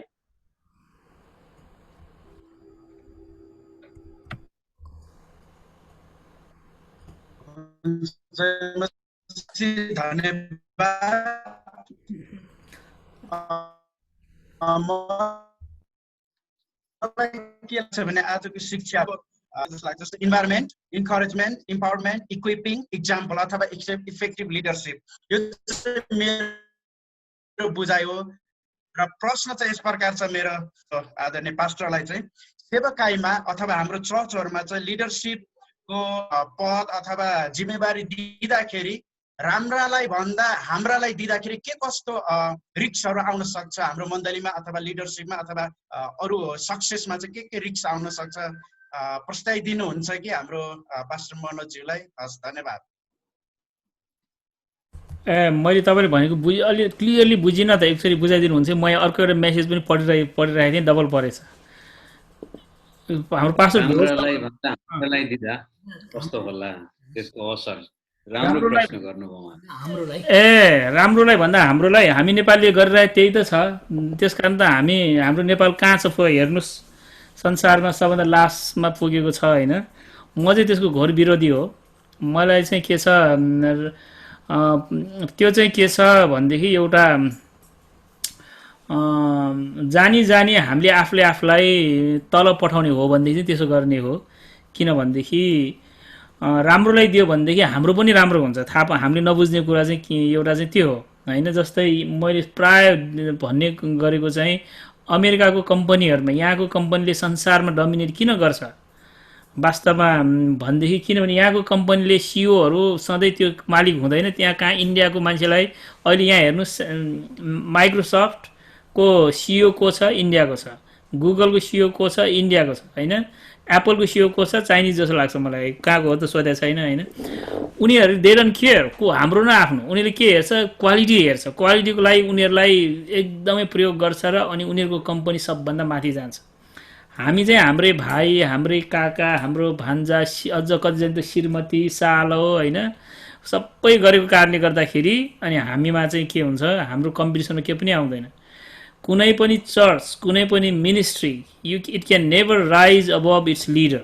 यो जन म्याक्सवेलले यो एउटा ल अफ द लिड भन्ने कुरा छ होइन। लिडरको एउटा चाहिँ हुन्छ तपाईँको मिनिस्ट्री तपाईँको लिडरको भन्दा त्यो कहिले पनि माथि जाँदैन भनेर जन म्याक्सवेल पनि भन्छ। त्यो कारणले गर्दाखेरि अब हामीले त्यो गरेका छौँ भनेदेखि चाहिँ सुरुमा अब स्टेजमा अस्ति पनि कुरा आएको थियो, सुरुको स्टेजमा अब गर्नै पर्ने अवस्थामा 4 जनाको चर्च हुँदाखेरि केही हुँदैन, तर लिडरै नहुँदाखेरि छुट्टै कुरा हो। तर छ भनेदेखि तपाईँले बेस छान्नै पर्छ। तपाईँकै परिवारको लागि राम्रो, भोलि तपाईँको छोराछोरी नै तपाईँको अर्को मान्छेले गर्दाखेरि तपाईँको छोराछोरी नै राम्रो प्रभुमा नहुर्किन सक्छ होइन। धन्यवाद। हामी समयलाई ध्यान गर्दै अन्तिम प्रश्न यहाँ हाम्रो एकजना बहिनीले हात उठाउनुहुन्छ, दिपा गुरुङ युकेबाट। यो अन्तिम प्रश्न हुनेछ, बाँकी रहेको प्रश्नहरू छ भनेदेखि अर्को सेसनमा हामी लिनेछौँ। दिपा बहिनी तपाईँ यो समय लिइदिनुहोस्, त्यसपछि हामी क्लोजिङ प्रेयर गरेर छुट्नेछौँ। जय मसी सबैजनालाई। म एक्चुअली अलिक काममा छु, त्यही भएर अन एन्ड अफ सुने थिएँ। एकदम जहिले जस्तो एभ्री टाइम ब्लेस हुन्छु यहाँ आउने बेलामा। अघि खासमा डक्टर मनोज गुरुबाले चाहिँ भनिराख्नु हुँदाखेरि चाहिँ आई वाज सो ब्लेस, अनि म आफै एकदम एक्साइटेड भएर आइएम नट स्योर यदि मैले यो थट्सलाई अर्गनाइज गरेर भन्न सक्छु सक्दिनँ, तर मलाई स्ट्यान्ड आउट भएको कुरा चाहिँ त्यो स्ट्यान्ड हुनु भन्ने कुरा चाहिँ स्ट्यान्ड आउट भयो आज। जस्तो यहाँ के अरे यहोशूको 7को 13मा लेखेको छ होइन, त्यो तिमीहरूको बिचबाट अर्पित माल नफ्याँकुन्छ, तिमीहरूका शत्रुहरूको सामुन्ने तिमीहरू खडा हुन सक्दैनौ भने चाहिँ you won't be able to stand भनेर भनेको छ। अनि हामीले एफएसी 6मा पनि हेऱ्यो भने 6को 13मा पनि त्यही लेखेको छ, त्यो खराब दिनको सामना गर्नको लागि चाहिँ खडा हुनुपर्छ भनेर लेखेको छ है। अनि परमेश्वरको कुरा अघि त्यो प्रेरितको पुस्तकको त्यो अनानियस अनि सफिराको कुरा गर्दा पनि उनीहरू स्ट्यान्ड भएको मान्छे अनट्रु भएको कारणले गर्दा असत्य जीवन साक्षी अनि असत्य गवाई दिएको कारणले गर्दा त्यही ठाउँमा ड्रप डेड भएको, अनि स्ट्यान्ड गरेको मान्छे ड्रप डेड भएको है। पछि अनि त्यही आकानको पापपछि उनीहरूले पश्चाताप गरेपछि त्यो 8को 3मा चाहिँ त्यस्तो सहरमा यसकारण यहोसी सबै योद्धाहरूको साथमा आइमाथि लडाइँ गर्नहरूलाई उठे भनेको फेरि स्ट्यान्ड गरेको भनेको छ है। सो द्याट वर्ड चाहिँ मलाई उस भयो। अनि हजुरले अघि जसरी भन्नुभएको थियो राइट थिङ्किङ छैन भने चाहिँ हाम्रो शत्रु भनेर है। अनि प्रभुले हो हाम्रो हृदय चाहनुहुन्छ, घृष्णा गरेको प्रभुमा भोकाएको, तर एट द सेम टाइम परमेश्वरको काम त्यो लडाइँमा जानको लागि चाहिँ समथिङ द्याट गडले हामीबाट प्रभुले हामीबाट चाहनु भएको कुरा चाहिँ त्यो एउटा सत्यताको, हामी पर्फेक्ट नभए पनि एउटा सत्यताको त्यो हुन्छ नि जीवन, सत्यताको त्यो अघि सुन चाँदीको यसरी अलि छोटो गरिदिनुहोस् बहिनी त्यो कुरामा लोभ लागेर भनेर। हजुर त्यही नै हो, मलाई त्यही ब्लेस्ड भएको त्यही हो। जय मसी। त्यही स्ट्यान्ड हुनुपर्छ। स्ट्यान्ड लडाइँमा जानलाई शत्रुलाई जित्नको लागि चाहिँ स्ट्यान्ड हुनुपर्छ। त्यो भनेको चाहिँ ट्रु एउटा सत्य जीवन, नत्र चाहिँ स्ट्यान्डै नभएको चाहिँ हामी त लड्न पनि फाइट पनि गर्न सक्दैनौँ। फाइट गर्नलाई चाहिँ फर्स्टमा स्ट्यान्ड गर्नुपर्ने हुन्छ भने त्यही आशिष भएको। जय मसी। थ्याङ्क यू सो मच बहिनीलाई। अब हामी चाहिँ लगभग सकिएको छ। अब कसैको हात उठेको छ भनेदेखि पनि हामी अर्को सेसनमा लिनेछौँ। कसैको हात उठेछ र? मैले देखाएको छैन है यहाँ। हाम्रो जित दाजुले उठाइराख्नु भएको जस्तो लाग्यो। उहाँको स्टाइल पोजिसन हो कि उठाएको चाहिँ थाहा भएन। होइन उहाँले उठाउनु भएको छैन, हात ठाडो मात्रै पार्नु भएको। के अरे उठाउनु भएको दाजु? ल बोलिहाल्नु हजुर, लिइहाल्नु समय। ल अन्तिम होइन उहाँले बोल्न सक्नुहुन्न किनभने उहाँको साउन्ड नै छैन। ए ल ठिकै छ। त्यसपछि हामी अब प्रार्थना गरेर छुट्यौँ। त्यसो भए चाहिँ हामी अन्तिम प्रार्थना हाम्रो चाहिँ सुदूरपूर्वको देशबाट हाम्रो आदरणीय पास्टर जोडिनु भएको छ जेम्स गुरुङ हङकङबाट। पास्टर बा सुन्नु भएको छ हजुरले? हजुरले क्लोजिङ प्रेयर गरिदिनु पर्यो। उहाँले चाहिँ भिडियो चाहिँ अन गर्नु भएको छ। Pastor James, I think he's not listening us. ल Yeah. पास्टर जेम्स सुन्नु भएको छ? सुन्नु भएन मलाई। ल जित दाजु जय मसीह, जय मसीह। हुन्छ, यहाँ सबैलाई जय मसीह। आउनुहोस् हामी प्रार्थना गरौँ। ल स्वर्ग अनि पृथ्वीको मालिक परम पवित्र परमेश्वर बुबा, तपाईँलाई धन्यवाद चढाउँछौँ तपाईँको महान प्रेमको निम्ति अनि तपाईँको अचम्मको योजनाको निम्ति। पिता, तपाईँलाई सदा सर्वदा महिमा भएको होस्। अनि आजको वक्ता तपाईँको दास डाक्टर मनोज ज्यूलाई एकदमै धन्यवाद दिँदछौँ। प्रभु, तपाईँको पवित्र आत्माको सामर्थ्यद्वारा तपाईँको वचनलाई प्रस्तुत गर्नलाई सरल एकदम सजिलो स्वरूपमा चाहिँ प्रस्तुत गर्नुको निम्ति सहायता गर्नुभयो। अनि आज हामी सारा संसारभरि हामी जो जति आज जुममा हामी जोइन छौँ, हामी सबैले सरल रूपमा बुझ्ने मौका पाएका छौँ। पिता, तपाईँलाई धन्यवाद चढाउँछौँ। आज हामीले यो जुमको माध्यमद्वारा हामीले यसरी संसारको अस्त व्यस्तता अनि डर र त्रासको बावजुद पनि हामीले यो महिमाको सेवा गर्ने मौका तपाईँ परमेश्वरले दिनुभयो। तपाईँलाई महिमा भएको होस्। पिता, अब आजको हाम्रो यो सम्पूर्ण जुम मिटिङको सङ्गतिलाई हामी अन्त्य गर्न गइरहेका छौँ र यस समय हामी जति पनि देशबाट जोडिएका छौँ ती सबै देशलाई तपाईँको हातमा राख्दछौँ।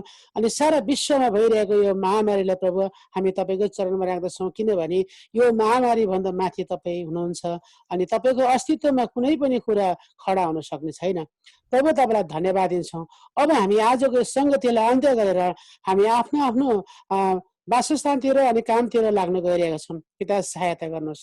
आगामी दिनमा अनि भोलिको दिनमा हामीलाई प्रभु तपाईँको समयमा प्रभु हामीलाई यसरी नै तपाईँको उपस्थितिमा आइकन हामीलाई सेवा गर्न सहायता गर्नुहोस्।